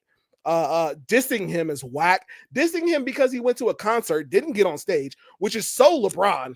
If anything is a LeBron thing to do, hopping on stage during not like a LeBron thing to do. He didn't do it. He didn't do it. I will say that the act crash out about the whole girls thing was so much worse than Drake's. Yeah. It was so much worse. Yes. First of all, fam, defamation lawsuit on speed dial. Yes. Let's pack the Caribbean up. Let's pack him up. Let's get him gonzo. Yeah. Let's go ahead and do it. Because if there was ever a lie told, I am the person who gets LeBron James females when he comes to Canada is the biggest lie ever told in history. Yes. No. Yes. Hold on, man. Factual. LeBron James, okay, has been, and this me now. This my guy. Okay, so I'm not a LeBron stan. Right. But LeBron James, in terms of how he has carried himself, how he has presented himself towards the media, regardless of what he does behind closed doors, has been so airtight that he owns part of the entire media apparatus of an American sports league. He owns it. He controls it. They exalt his name whenever it graces their lips. Yeah. Okay. That guy does not then turn. This is kind of the logic that I was getting with the whole Skip Bayless $1.5 million offer thing. That guy does not then take his livelihood, and reputation and put it in the hands of somebody named Ack. Just not ever a thing that would ever happen in life, period. Or Drake. Show the receipts. Show me some proof to protect yourself from potential lawsuits. Yo, okay. So help me understand. Drake is being publicly shitted on right now for all this freaky man behavior. And you think it's a good rebuttal to come out here? I get them all. And I traffic all these women to accuse him of trafficking? What are you doing? I traffic all these women for LeBron. Whenever he come here, I traffic them all. Allegedly. What the fuck are you talking about? You gonna fuck around and get all of us indicted. And then the other thing I was thinking about is the fact that, we do have a lot of OV hoes out there. What is the original OV hoe but a bronsexual? And if I had to draw a Venn diagram of OV hoes, big intersection, and bronsexuals, there's a huge intersection there. That currently in that intersection, they fighting. Oh, they beefing. Bronsexuals are going to come out on top. They are beefing. They have been behind Bron forever. The bronsexuals versus the Drakenites. That's crazy. That is crazy. I'm a Bron. I don't like that. The bronsexuals versus the Drakies. The OV hoes. The OV hoes. The bronsexuals versus the OV hoes. That works. Let's just stick with they've been bronsexuals longer than OV hoes. Bron's been around longer than Drake. Sure. He's been a big thing for much longer than Drake. If you had to ride with somebody, you're going to ride with Bron, especially when Drake is on a sinking ship. So it doesn't behoove you to do this, Drake. Let's read. Why are you beefing with Bron? It does not behoove you to do this. It's stupid. It's dumb. I hate it. Joy Taylor is wild if she's threatening rape allegations, but her friend is wild for bringing her in that in the beginning with. Yeah, I agree. Joy Taylor is made. That was Marte or Pope, excuse me. Joy Taylor made a new version of Hustlenomics. This is a Pandora's. I think he meant to say Pandora's box opening. Some attractive female sportscaster with no knowledge of sports. Truly miss Chris Berman, John Madden, R.I.P. Stuart Scott. Yep.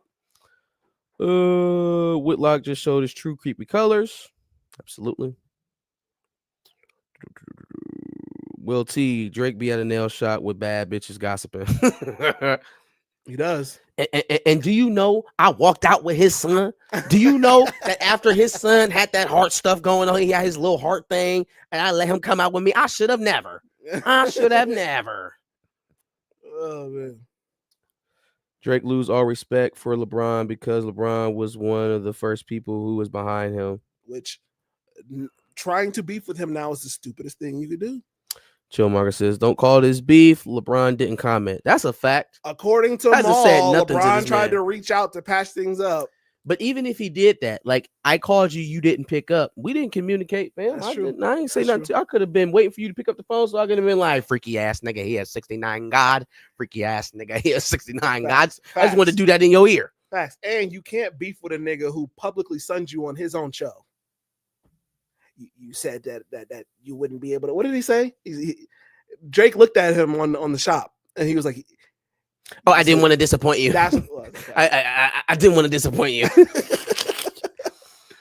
And you can't beef with the man who created the deluxe. I don't even think all of this is about I think he just really mad that he got that man tatted on him. It's like, what am I going to do with this now? Like, how do I change this? First of all, you got a man tatted on you. You got two men, multiple men. You got a man tatted on you, and then you went and had sex with his girl. So clearly, that tattoo shit don't mean nothing to you. So why would it mean anything to me? Kendrick did say the embassy was gonna get raided. You are right, Will T. You are right. Facts. Big things. Pause. Who said big things? I don't remember anybody saying big. Yikes! That's a pause on you. I may have said big things. I don't think I did. Reverse card back to you on the pause. Yikes.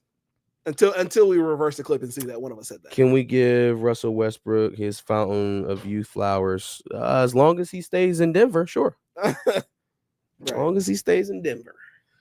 All right, this next topic is a interesting one.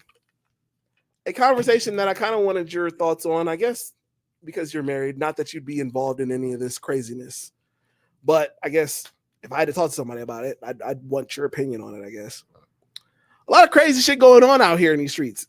And for one person, this isn't crazy at all. This is kind of par for the course. People are into their own, I guess, separate kinks and what have you. But those things should not be explored publicly. And while we put these things out publicly, I will never understand. But for one person and one person only, I will understand because they constantly do this and I don't understand why. Adam 22, why are you pimping your wife publicly? And why do we have to learn about every single thing that you guys are doing? Who is he pimping around to now? Apparently, Adam and Lena, his wife swapped with Whack 100. Like the TV show? No. That's funny. No. They wife swapped. No, they did not. And apparently there's going to be content about No, it. There's not. Bull. Now I'll give you one out. They're alluding heavily to the fact that they fam, that's not going to happen. It's not going to happen. I'll give you 2 reasons why it's not going to happen. For that to happen, Adam 22 is going to have sex with Whack 100's wife, right? Correct.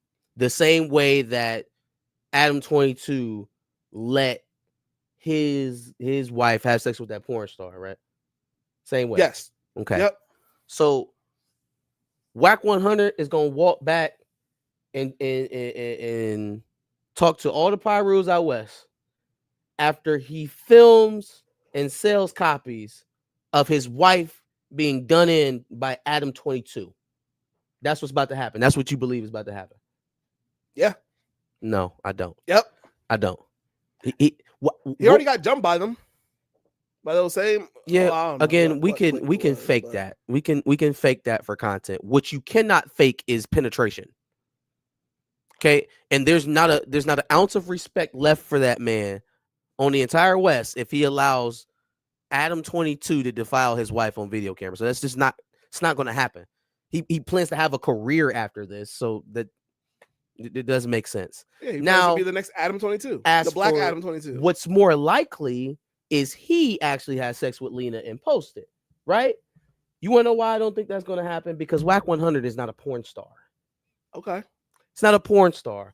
And you can talk a lot of stuff. You can talk a lot of stuff.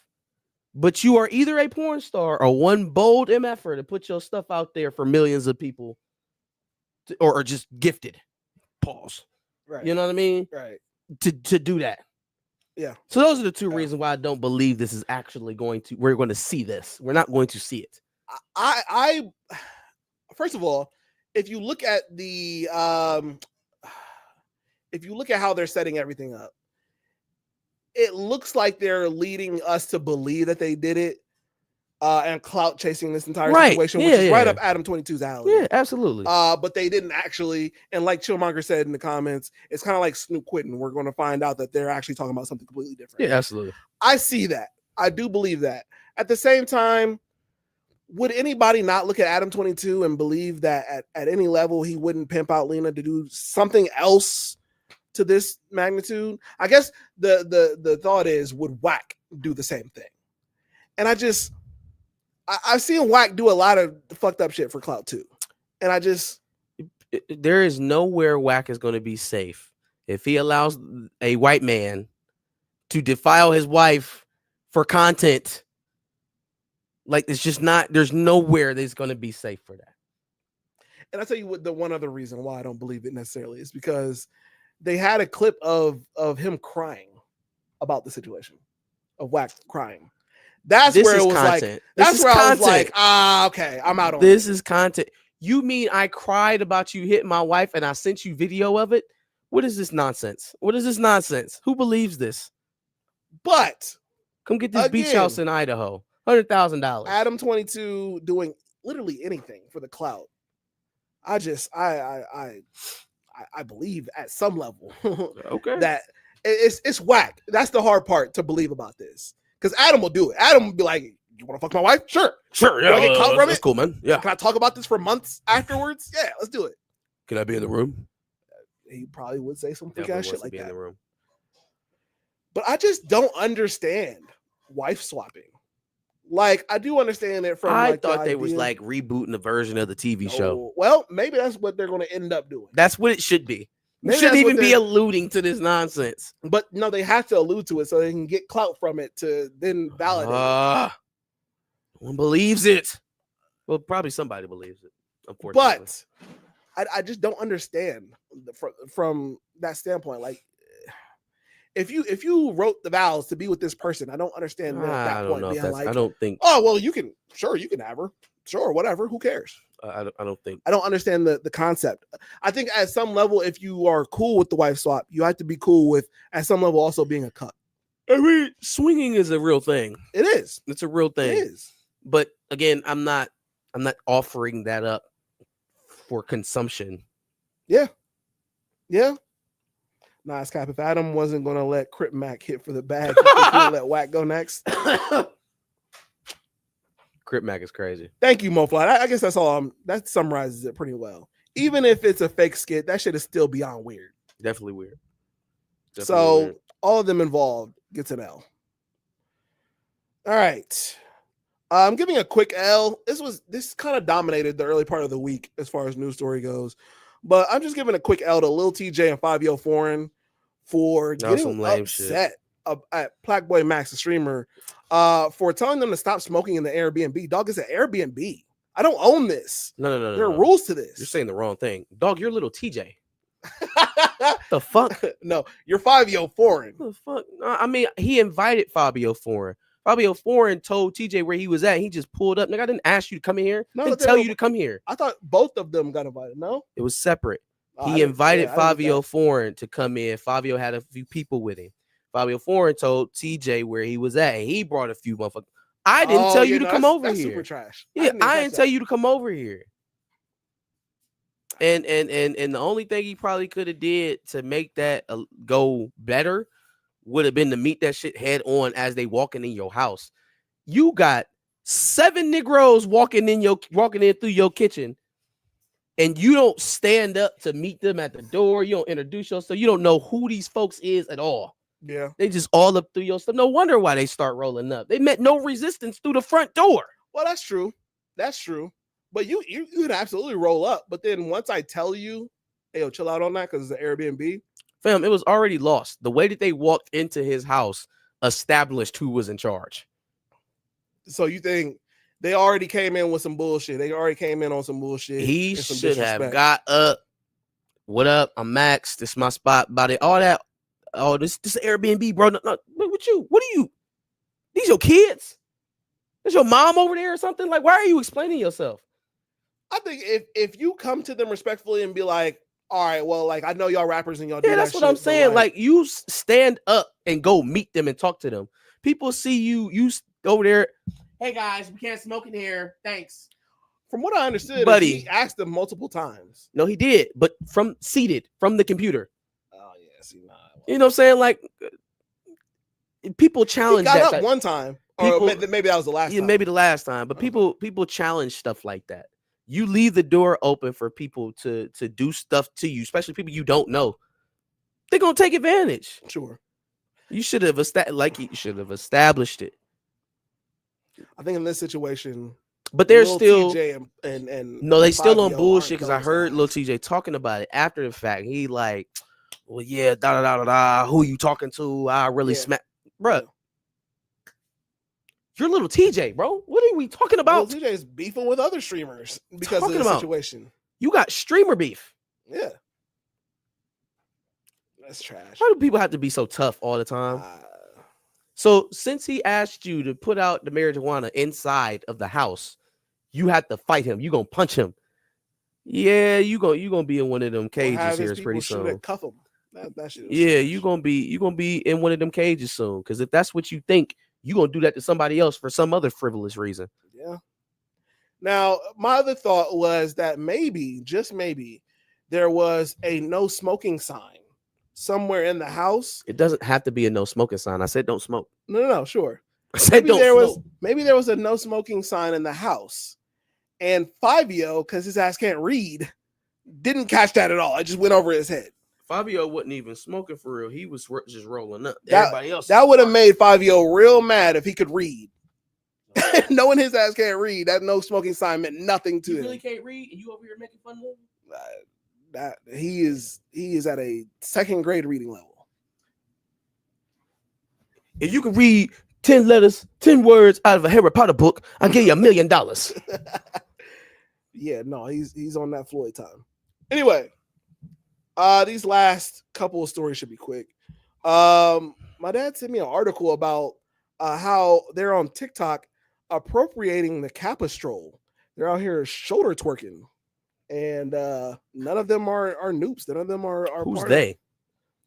of white people, black people seeing Kappas do what they do. So now they're getting on TikTok and doing their own rendition of the Kappa stroll.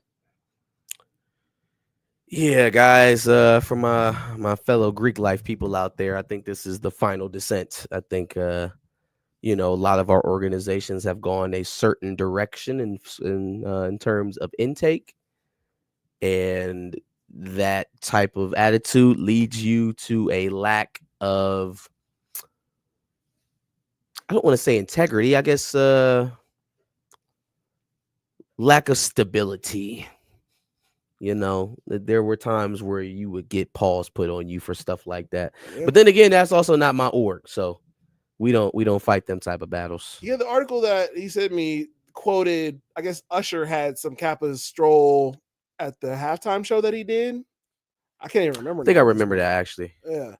And so that led people to be like, oh, I'm going to do my Capistrol on TikTok. And it's like, that's not, you're culturally appropriating Greek life. Like, stop doing that. Black Greek life at that. Yep. Crazy. Kappas, get these people the fuck up out of here. Just saying. Well, they can only do so much. They're bunny rabbits. You're not gonna catch me shoulder twerking on Shoulder TikTok, twerking but is crazy. But some of these people are doing it, so you better stop them. All right. This is a really quick one. I just well wishes and prayers go out to the people who are dealing with the fires out in California. Crazy.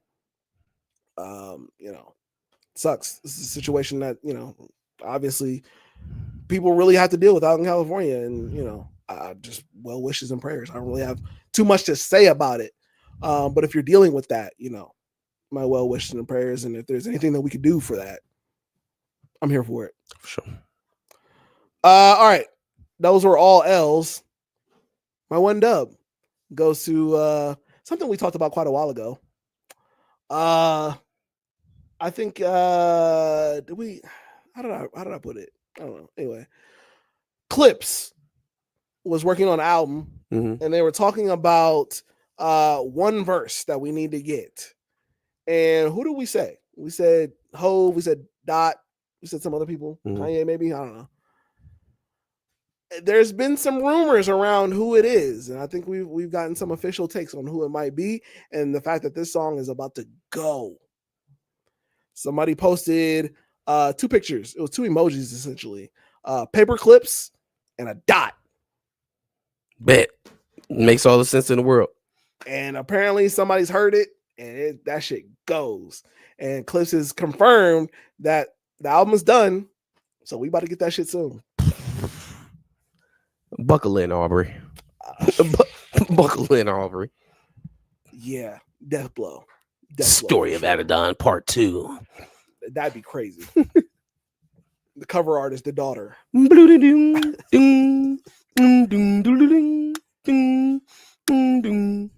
no, I'm ready for whatever Clips is about to release, because I'm sure she's about to return to form. I have these random moments where things just kind of like pop into my head. Do you know how masterful? Talk to somebody about that? No. Do you know how masterful it is that he used the joint from Story of OJ, the beat from Story of OJ? Now, knowing what we know now. Yeah. No one at all knew what the hell was going on with Jay. Well, somebody knew.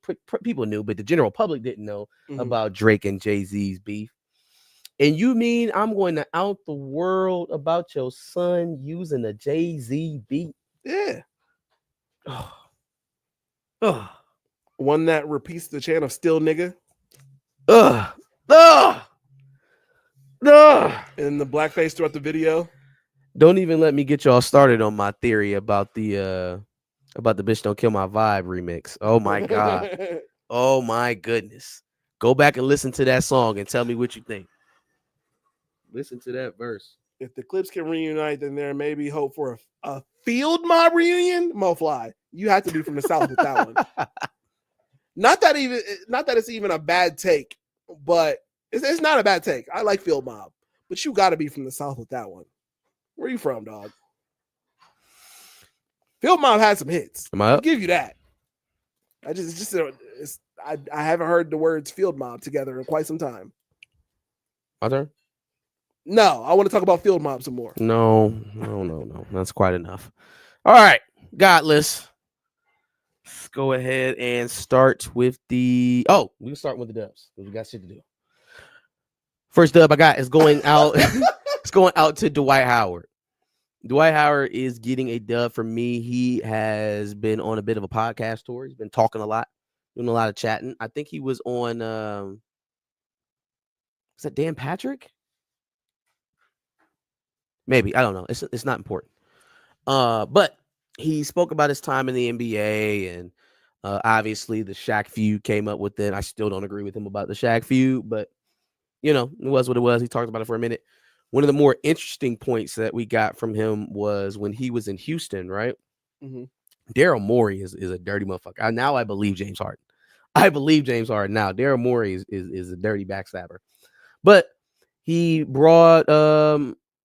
obviously brought Dwight Howard to Houston, was playing there, played okay. I guess obviously always struggled with injuries.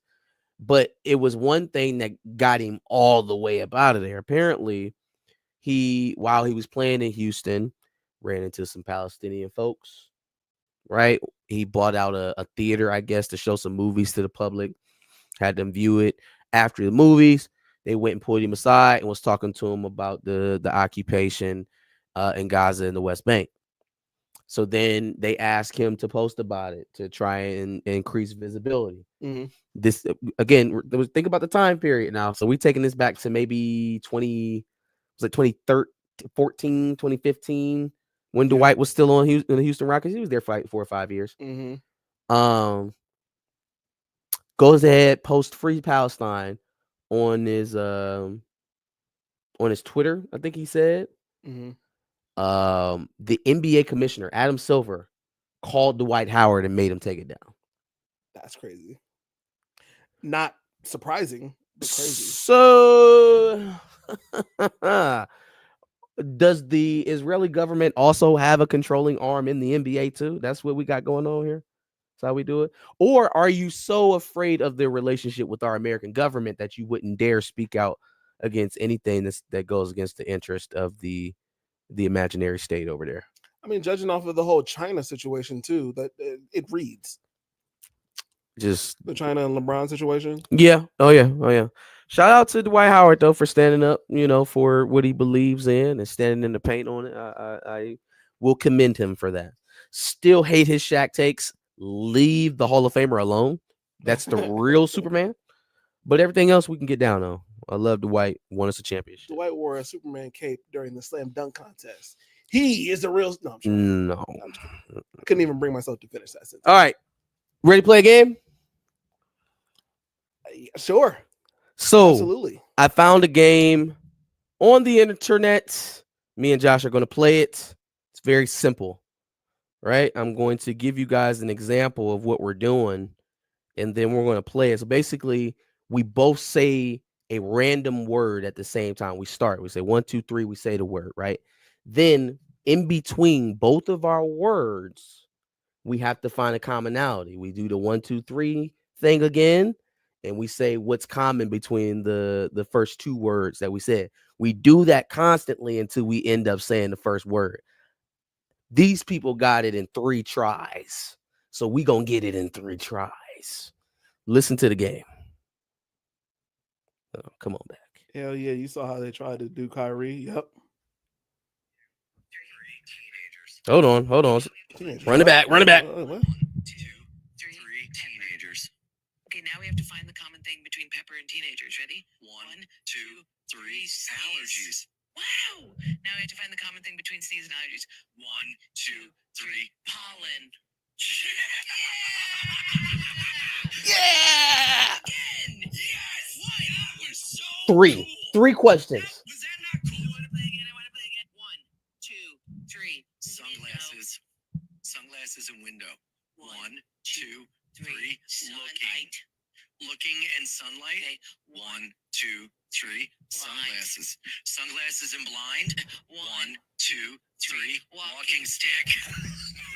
Let's fucking go. Wait, so that they took go. them 3 times or? Well, the first time it took them 3 times. Okay. That last one, it was a little bit more.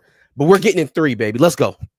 Well, okay. So the first word can be literally anything. Can be anything. Yeah, we just start. Ready? Hold on. Turn that shit down. All right, let's go. All right. 1, 2, 3. Blue. Michigan. Yeah! Okay. 1, 2, 3. Football. Okay. You mother. Okay.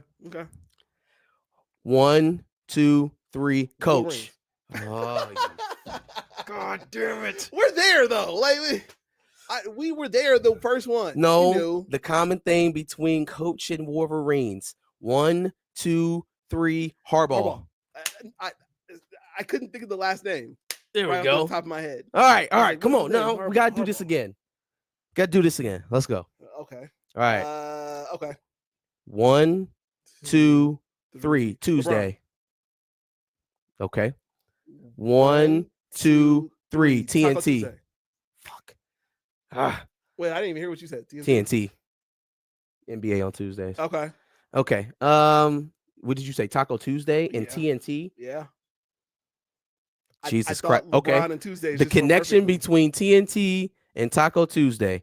1, 2, 3. Charles Barkley. Shit. No. You just said shit. Yes. You didn't even say it.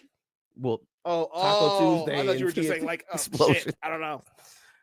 Okay, shit and Charles Barkley. I don't know now. Shit and I don't Charles even know. Barkley. Nope. 1, 2, 3. Three. Commentary. Damn you. Say Yeah, I something. couldn't even think of anything. Damn I it. couldn't even think of anything. Commentary was a good one. Ooh. Okay. Start it over. Run it back. Wait, we got started all over? We're not going with. You didn't have a word for commentary. I had another one. It's too late. Run it back. All right. Nah, hold on, let me think of something. Okay. All right, cool. I have something, but I don't know if it's gonna be the first thing you say. 1, 2, 3. Window.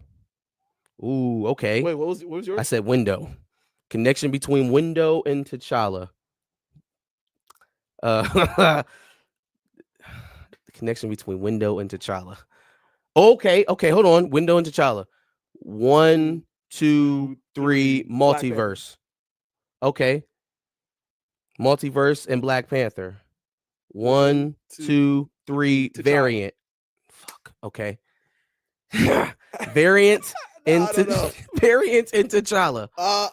1, 2, 3. Aldous Hodge. I was going to say Yolanda Damn Noel. it. I was going to say Yolanda Noel, so it just Okay. would have been All wrong. right. Anyway. Fuck it. We clearly suck at the game. No, we're like Play, there. We're close. there. We're close. Play with your family and friends. That was a good one. We were there on the first one.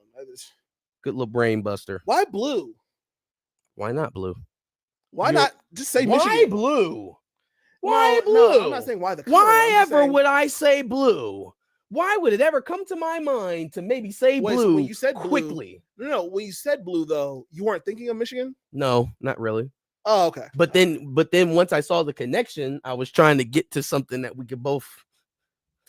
Yeah, I don't know. It's actually easier to come up with it on the first try than it is the second ones, because then you're trying to mix it with the two words, and then it becomes harder. I think, like Black Panther and window. Like, It's a fun little game. You guys should play it. that's crazy. Toss up.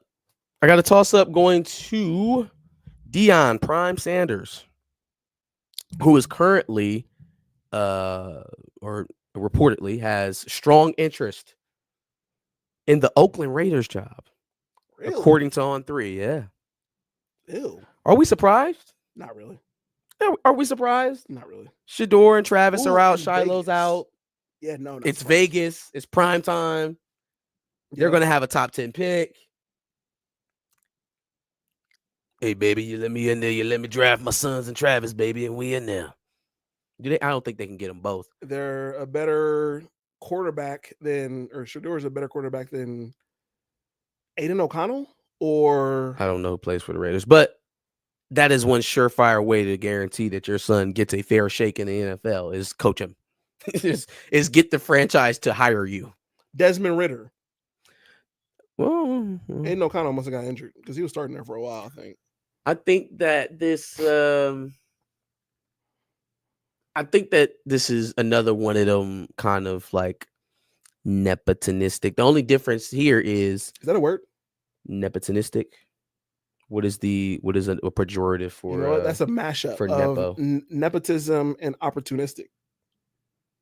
You just combine two words. Maybe. I just think it's what it sounded like, nepotistic. Okay. Anyways, the only difference here between this and the LeBron thing is that Shador is actually a highly touted candidate for it to be drafted. So I don't hate it. I do think it's very funny that the Colorado folks were trying to convince us that he was building something in Colorado. Sure. No, hell no. He was biding his time. We saw what he just did with Jackson. Yeah, he was biding his time, which I don't love it for the people in Boulder, but it at least he didn't do y'all no different than he did Jackson State. Right. You know, Perp said you be making up words. Do I need to institute the big word counter again? That was fun. That was a good time. I only did that once. Should probably do that again at some point. Hold on, give me a moment. Crime Mob in Trillville. Absolutely, Tony Robinson. Mofo, I said, damn right. And I put Field Mob up against any MC out there. Any MC? Field Mob? Sick of being lonely? I apologize. The correct pronunciation is nepotistic. Not Nepotistic. Nepotistic. But see, nepotistic is just a Nepotistic. mashup of opportunistic. Of opportunistic and nepotism. Yeah. Yeah, nepotistic. Nepotistic. Not Okay. nepotistic. All right. You can't say we never taught you guys anything. Clearly, we just taught you guys a word. Grammar school. Marcus Freeman's getting my first L. Shout out to Felix for reminding me about this You should part. also get a dub based off of your Deion Sanders dub. No. Because apparently they're looking at him for the Chicago Bears job. True. Well, I didn't give Deion a Rumor. dub for that, but Rumor. really, Rumor. they just gonna skip right over Ryan Day. Of course, because That's Ryan Day crazy. doesn't want that shit. Of course he doesn't. He wants to continue winning. Oh, Well, I can't say that yet. right. Yeah, exactly. So Marcus Freeman just won the Orange Bowl. Orange Bowl versus Penn State last Thursday. Mm-hmm. Gets up on the podium to accept his trophy, talk about his team, give thanks to God and all that good stuff. They ask him a very obvious question that anybody who looks like Marcus Freeman is bound to answer in that situation. And Marcus Freeman seizes up like a clam. Marcus Freeman, how does it feel to be the first African-American coach to coach in a national championship, African-American head coach? Well, all lives matter. Green, yellow, purple, and blue. And, we have a whole rainbow of color players on the team. It's, we love everyone. It's great, The only race I want to talk about is this race to the championship. Oh, my God. He did not say that. Again, basically. I understand that it's an uncomfortable question. You want to be viewed as a head coach. You don't want to be viewed as a black coach because there are things that come with a black coach, right? And we'll talk about it here in one of my next L's down the line here. But there's something that comes with being a black coach. A black coach means that you can be handpicked to be the heir apparent of the coach that coached you to Super Bowls and get one season to try and put something together. It means that you struggle with creating a culture. It means that you're not as cerebral of a coach. The same thing that they say about black quarterbacks, basically calling you stupid, right? Those are the kind of things, those are just kind of the tropes that come along with being a black coach. So when they ask you that, it is a loaded question. At the same time, Marcus Freeman, since you was at Ohio State, bro, I've known you as a black dude, right? I didn't know that you were half Japanese until you became a head coach. Yeah. But if someone, let's just flip it for a second. If someone would have asked you, how does it feel to be the first Japanese head coach to coach at Notre Dame? Do you think he would have such a hard time answering that question? No. You think he fumbles all over it like he's trying to be a centrist Republican or some shit? No. The blue lives matter too, I think he would speak to how proud he is of his Japanese heritage. Like, nigga, just say, yes, it's an honor, thank you, but I want to focus on the kids. Yeah. Yep. At least be proud of it at some level. Hey, man, y'all keep trying to tell me that all these folks is black, and they have such a hard time opening up in their mouths and saying, I am black. Like, we had Kamala Harris, she over here, well, my mother was intentional about the family that she put us with. You have the family you're born into, and you have the family that you choose. I said, are you black? Marcus Freeman, you're the first black man to coach into a national championship. How does that feel? Yo, black and Japanese. I love them both. It's about Notre Dame. It's about Notre Dame. It's about Notre Dame. Like, fam. Oh my God. I terrible answer. Awful answer. If James G.D. Franklin is giving a better answer on being a black man then you, fam, you have failed. You failed. You failed. You lost the biracial race to James Franklin. Losing any race To James Franklin is terrible. Yikes. The battles of biracials. That's literally what Penn State. Never mind. Oh, okay. This is a good one. Liz Cambridge getting an L for me. Big Liz, former center of the LA Sparks and other WNBA teams. She was playing internationally last I saw. She has since retired, though. She's a retired athlete now. I didn't add this. And anybody want to take a guess on what Liz Cambridge is doing now? Not you. Oh, wait, I was going to say, I can't answer this. Let me know, chat. Give me a guess on what you think Liz Cambridge is doing in her WNBA retirement years. Yeah, let's stop talking about Field Mob and let's talk about what Liz Cambridge is doing. Mo Fly. What did he say? He said, bro, you really must have never heard. Is it Chevy? I can't see it because the line on my phone. And Sean J. Spit. I have heard them spit on a Ludacris album. Y'all still arguing about what was it? Who we talking about? Mo Field Fly Mob? Goddamn Field Mob. About it. I've heard them. Well, they're answering. Liz getting that OnlyFans bread, busting it open. And that's not why she's getting the L from me. Like, you can do whatever you want, I guess. Yeah. She's getting the L from me. Well, let's listen to this statement. Let's listen to this cap here, boy. Okay, former WNBA star Liz Cambridge has retired and joined OnlyFans and revealed that she has made more money in her first week of OnlyFans than she did in her entire WNBA career and doesn't regret it. Fam, okay, Liz, I think you are marginally attractive, especially for a taller woman. If you ever cap to me this hard again, I will blaze you. I will blaze you.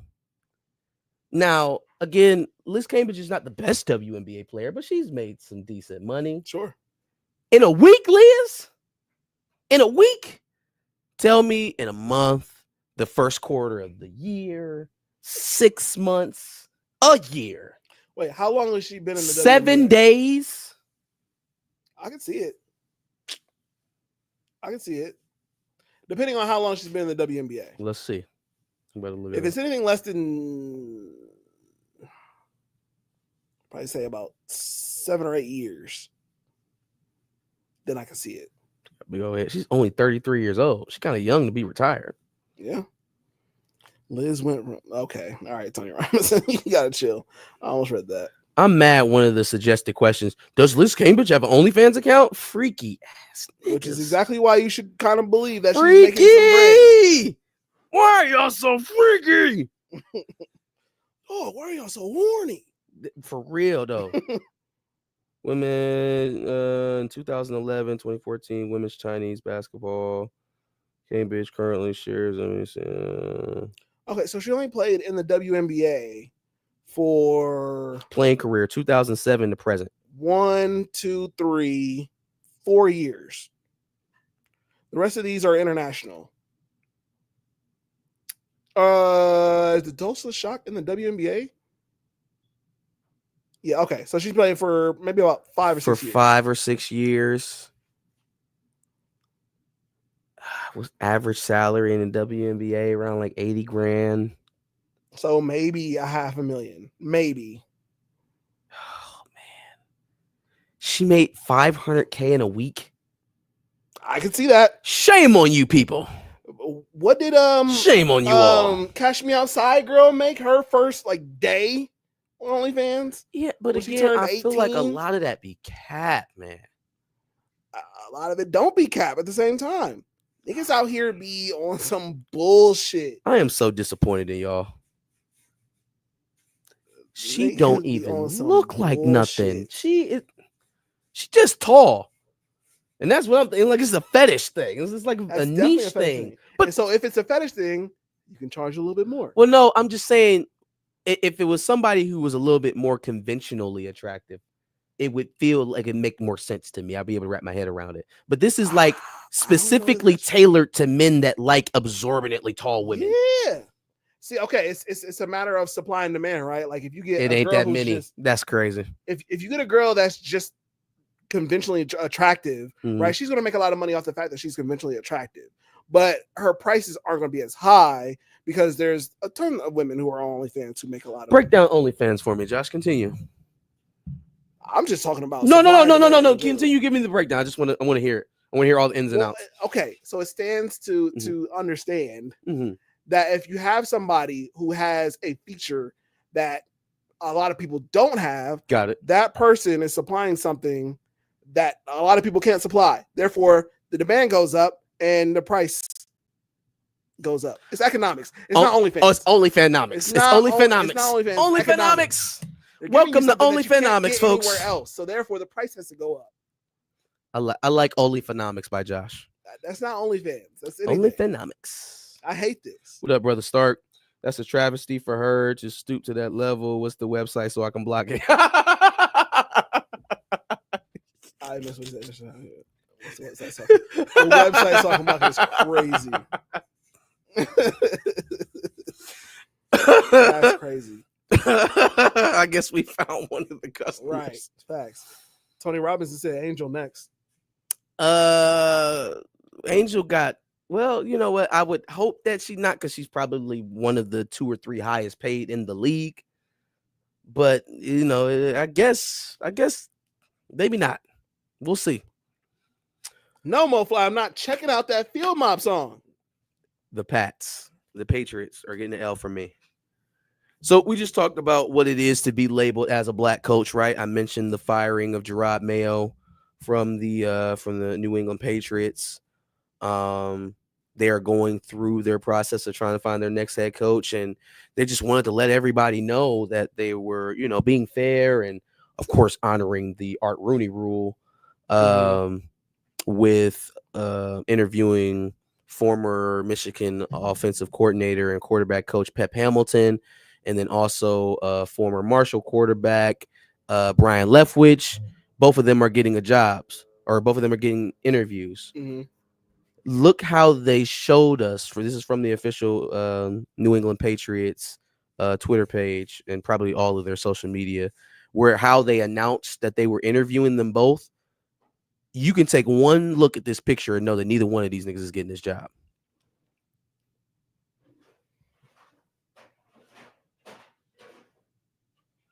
Yeah, no.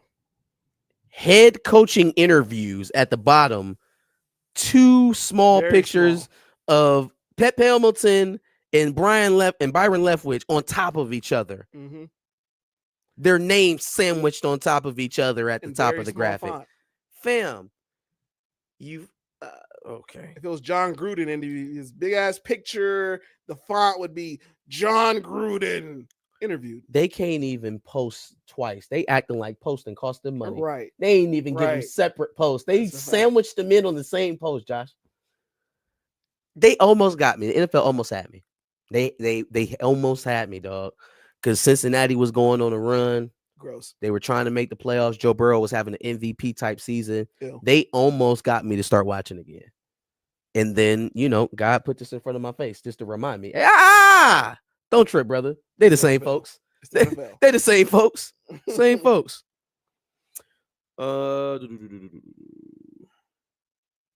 Actually, MoFly, I'm just kidding. I might check out that song. I don't know. We'll see. I'm giving the L out to paid influencers. Kamala Harris and her campaign are a gift that just continues to give. We talked about the debt that she was in, right? Immediately after the campaign. Yep. We talked about the payments that no one knew about to the likes of Roland Martin and Al Sharpton for the softball interviews that they got. Mm-hmm. We talked about the podcast set that she paid like $30,000 for to do with the one chick podcast instead of going on Rogan. Call her daddy. Him. Yeah, call me daddy or call her daddy, whatever. The latest installment We talked about Meg getting paid too, didn't we? Oh, and we talked about Meg and Beyonce and all of them getting paid. Yeah. Mm-hmm. Yep. Hillary Clinton, Oprah. Yeah. Anyways, the next installment to that disaster is that they were this part is a little less obvious, but it was surprising to me to see the faces that showed up. I'm gonna show you some and see if any of them pop out to you. Does the name Too Raw, Too Real mean anything to you? Does it Mm-mm. sound familiar? Okay, hold on. Let's go over here. I'm getting my info here that I'm referencing from Sabby Sab, political commentator on YouTube. I know that name. A video that she posted about this in the Harris campaign this week. I was just watching it, right? And so the gist of it is that they hired a company that basically pays salaries to social media influencers to push narratives about social causes. Oh, okay. Specifically for social causes. Specifically for different social causes. Now they hired them. Now the Harris campaign hired them, and all of the individuals that are already getting paid their salary from this company didn't disclose that they were now technically working for the Harris campaign. Yeah, So this that's is some of the content that we were getting out of these individuals while all of that was going on. Let me show you. That's the mobile game. Why that, don't these games ever look like the way they like? Have you ever tried to play one of these games? Yeah, they're never what Never they look like that. advertise. That's because they spend too much money on Homelander to advertise it. You to know who actually he make the is? game that way. You know this brother? Taking pictures with the president. He looks familiar. One name that y'all will probably know is David Pakman. You know who David Pakman is? That name also sounds Supposedly independent media, you know, blah, blah, blah, blah, blah. Well, no, David Pakman was in there in the White House cheesing and grinning with Joe Biden as well. But I wanted to show you some of the other folks because I know some of these people. Oh, Tyler Cohen. Brian Tyler Cohen. Hold on. Is that not Paperboy? No, not Brian Tyree Hill. Tyler Cohen. Hold on. First of all, listen to homie real quick. So this is somebody that is technically being paid by the DNC for their content. Y'all want to hear what they're paying for? Let me see. Got Paperboy out here doing political content. Paperboy, all about that Paperboy.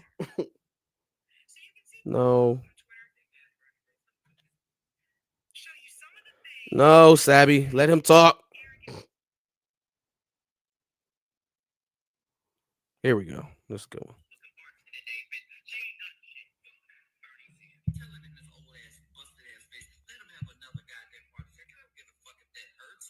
Talking about Bernie Sanders.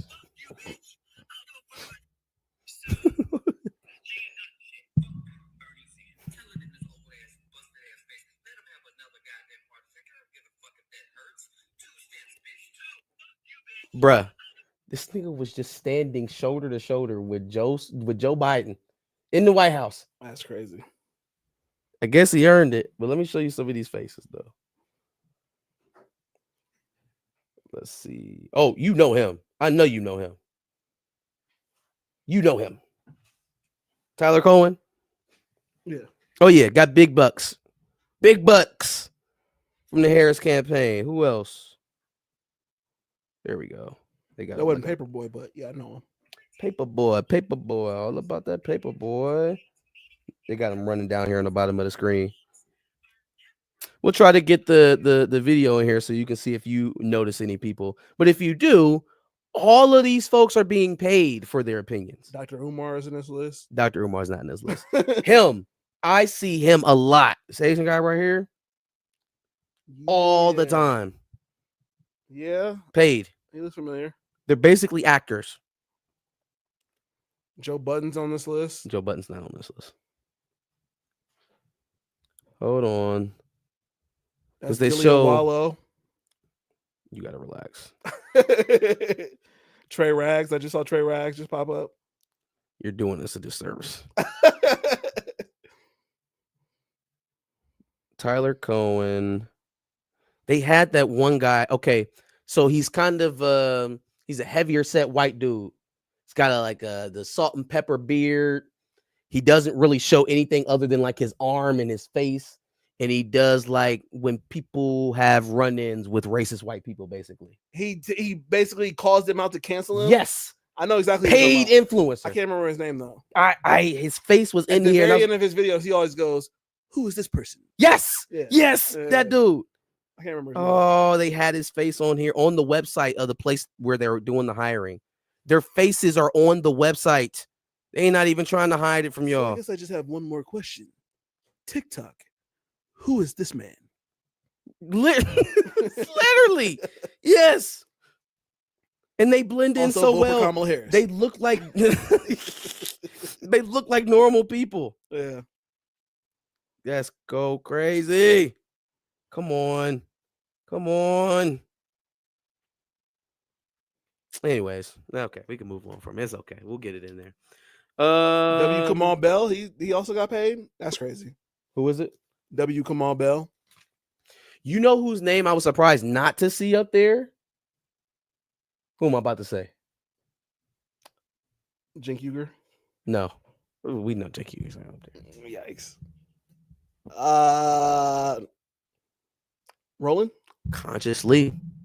Oh, yeah. Consciously wasn't one Oh, of wait, them. Roland was already paid. We already Yeah, know that. Roland was paid.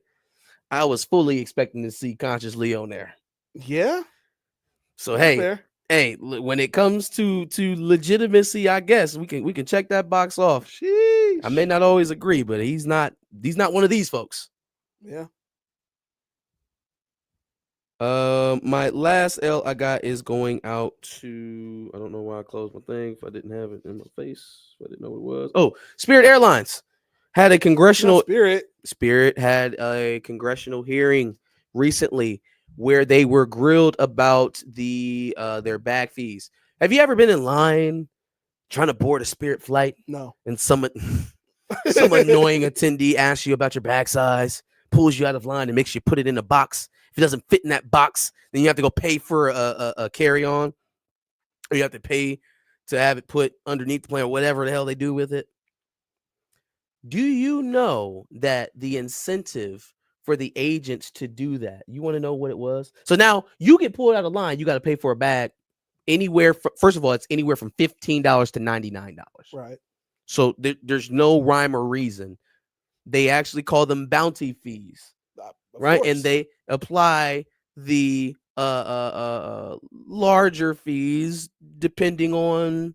We didn't really get an answer to that from the CEO when he was answering, but he did let it slip that he wanted to get the right fees to the best people at the best time, as to why there was such a discrepancy in price. Mm-hmm. But while you were paying upwards of $100 for a bag that you didn't plan to pay for, do you know what the agent gets? The one that pulled you out of line, caused you all that hassle, made you pay $100, threatened to let you make your flight.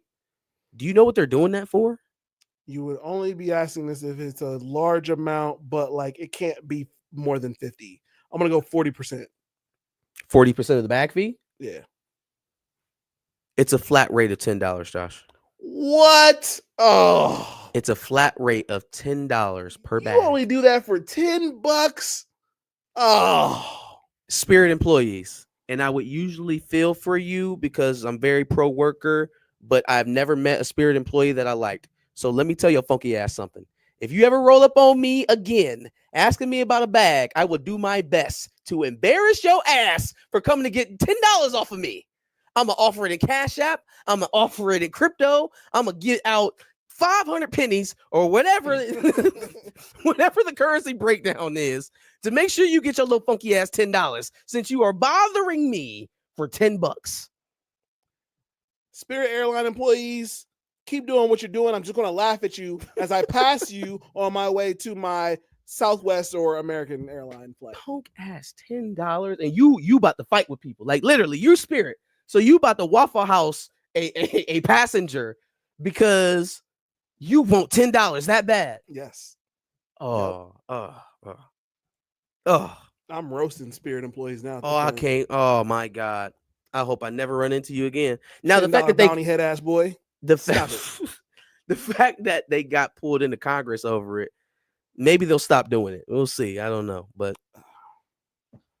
if they ever do that, Spirit or Frontier, because you know they're owned by the same company. Definitely do it to incentivize people to fly on their flights because they're going out of business. Spirit and Frontier, they're not doing well. Yeah, so like you should get rid of that so that his explanation was basically like, to keep up with our costs, we have to do things to recoup funds sometimes. I'm like, not that. What? Did you just tell me that you're not making enough money, so you steal from your customers? Yeah. Not that. The easy. Crazy. Yeah, that's it, folks. That's the show.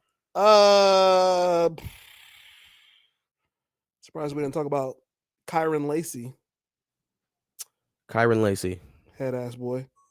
He who did he play for? LSU, wide receiver. Yeah, had the murder charge or not murder, manslaughter, right? He hit and run. Hit and run. Dummy. Was he a Marine? It was a Marine. Killed Marine. Yep. In Louisiana. Y'all need to pray for that man. 78-year-old former Marine. White guy. White guy. White guy. And you know they gotta have Pray the for picture up. him. They had the picture up of him in his uniform, and then the other picture is of him and his dog. He's done for.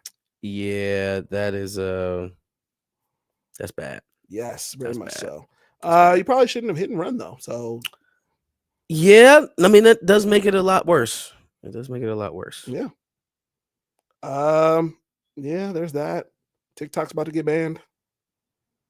TikTok is about to get banned, but I thought the dude Kevin O'Leary was trying to buy it. That was The while Shark ago, Tank I think, dude. I feel like. But yeah, Liz went from shooting baskets to clapping her cheeks. that's yeah. Angel next, Josh Checkout, Sean J. Just talk about Bill Mob.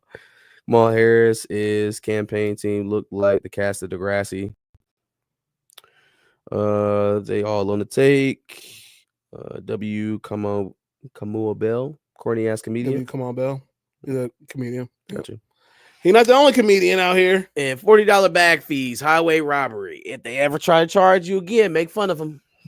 He's not the only comedian out here. Make fun of him. Who's the other comedian? I'm confused. No, you're not. I am. Who were we talking about before we started recording? Shut the fuck up. Shut up. Shut up. Leave that woman alone. Leave that woman alone. Oh, man. Give us your thoughts on our dubs and nails this week. Give us your dubs and nails in the prompt below. Make sure you like, share, and subscribe. Get these up every Wednesday, 10 o'clock. Be there. Absolutely. Make sure you check out previous weeks where we discussed, obviously, tons of things that happened in the weeks before. And make sure that you check out our subscribe button. Make sure you check out our subscribe. See, I was going to try to twist that some way, but I said check out, and I'm like, that doesn't our work. subscribe button. You ever say a sentence and you're like, there's no way out of this? Hey, I'm the nigga who behind his phone would go to your page, look at the subscribe button, and then hey, like I I'm swear to doing God, what he told me to I do. swear, I'm following orders. I knew that sentence wasn't going to work when I said check out, but I couldn't find a way out of it. So I'm just like, all right, subscribe button. Oh, Let's just do man. it. Anyway, make sure you subscribe for more takes on the culture, more W's and L's, more behind the cape, all that good stuff. On that note, I need a nap. I need to go to sleep. I'm clearly fucked up. Not so. Peace out, y'all. Recast T'Challa and all that good jazz. You already know. Rejected to child.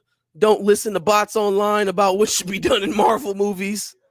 Don't sign up for Liz Cambridge's OnlyFans. Deion Sanders is a scammer. God bless America.